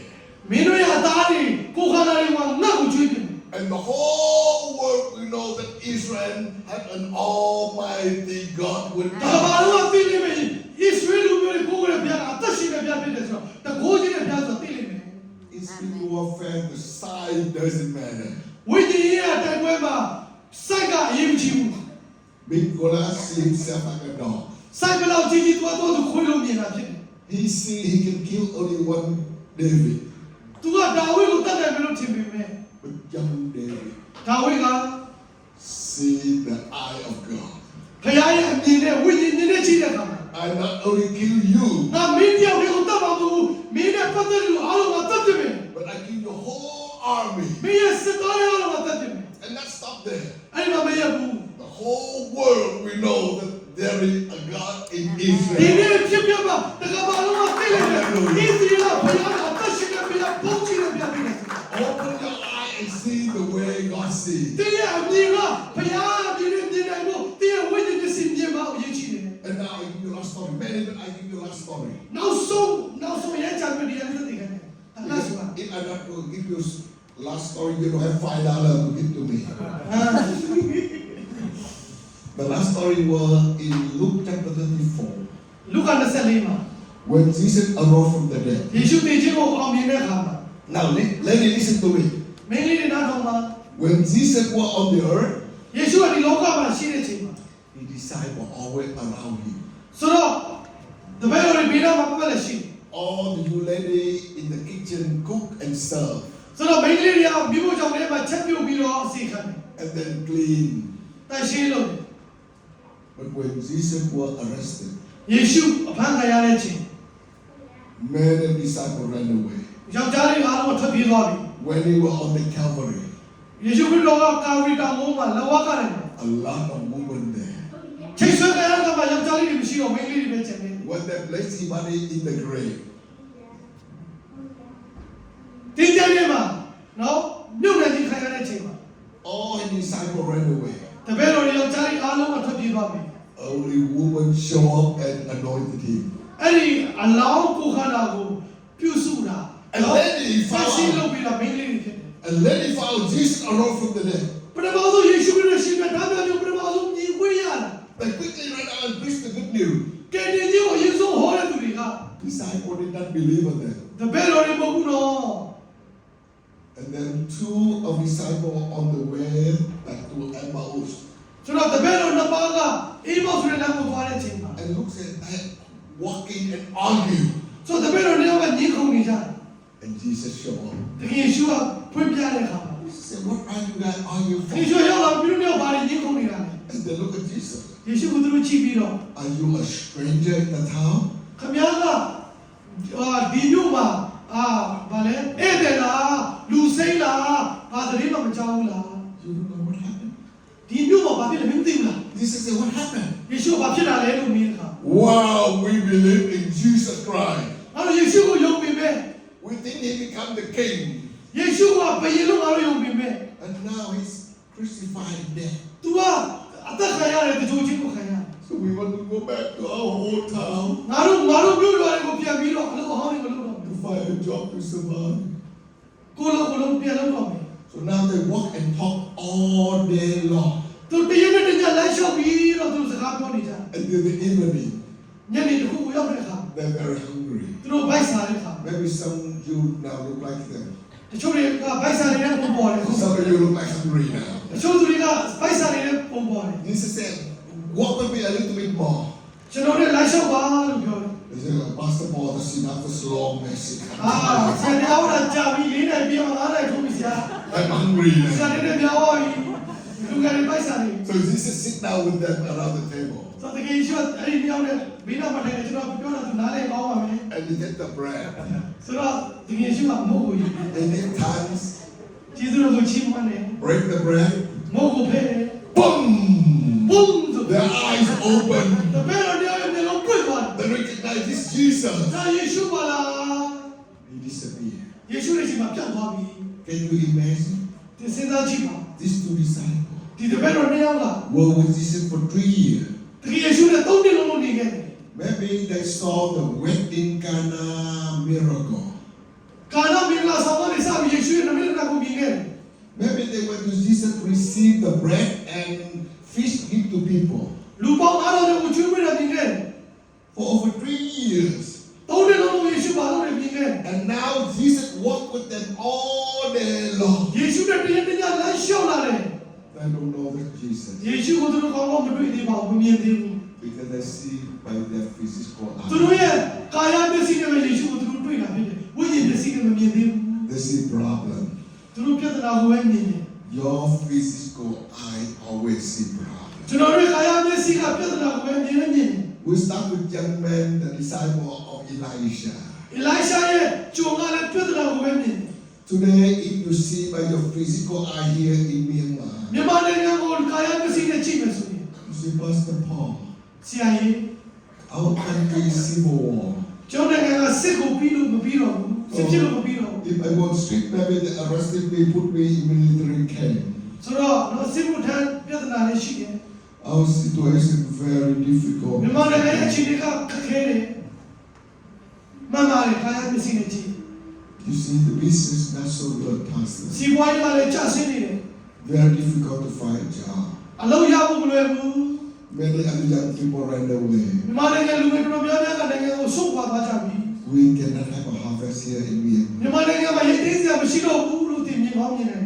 No, Pastor Paul, Myanmar very difficult. မြန်မာနိုင်ငံတော်ခက်ခဲတဲ့နိုင်ငံမှာဆရာ Yet, if you see by the physical eye, you see. ကာယမျက်စိနဲ့မြင်တော့အဲ့လိုပဲမြင်လိုက်တယ် But if you see by spiritual eyes, ဝိညာဉ်မျက်စိနဲ့မြန်မာမျက်စိတွေကိုကြည့်မယ်ဆိုရင် you see the way Jesus said. ယေရှုခရစ်တော်မြင်မယ်ဆိုရင် He said, you say for a moment, လေးလာမြင်ချင်တယ်လို့ပြောပေးမယ် open your eyes. မင်းဝိညာဉ်မျက်စိကိုဖွင့်ပြီးတော့ကြည့်မယ်ဆို See ရင် how that ready. ရှေ့ကလေးစရာကယခုပဲရှိနေတယ် A bad woman like Samaritan woman. စမာရိပြည်သူပြည်တော်မကောင်းတဲ့ပြည်သူဖြစ်ပေမဲ့ In one day, တရက်ထဲမှာ she said the whole community come to ဒီ Jesus. ရွာလုံးကတော့တမျိုးနဲ့လုံးဝယေရှုကိုသိလာတယ်ဆိုရင် How many of you want God open your spiritual eye? ဒီထဲမှာဘယ်နှယောက်ကကိုလိုချင်တဲ့ဝိညာဉ်မျက်စိကိုဖွင့်ပေးပါလို့ဆုတောင်းတယ် How many of you want to see the way God ဒီ sees? ထဲမှာယေရှုပြည်သူဘယ်နှယောက်ကမြင်တွေ့ချင်တယ် How many of you here? Yes, I see your hand. Yes.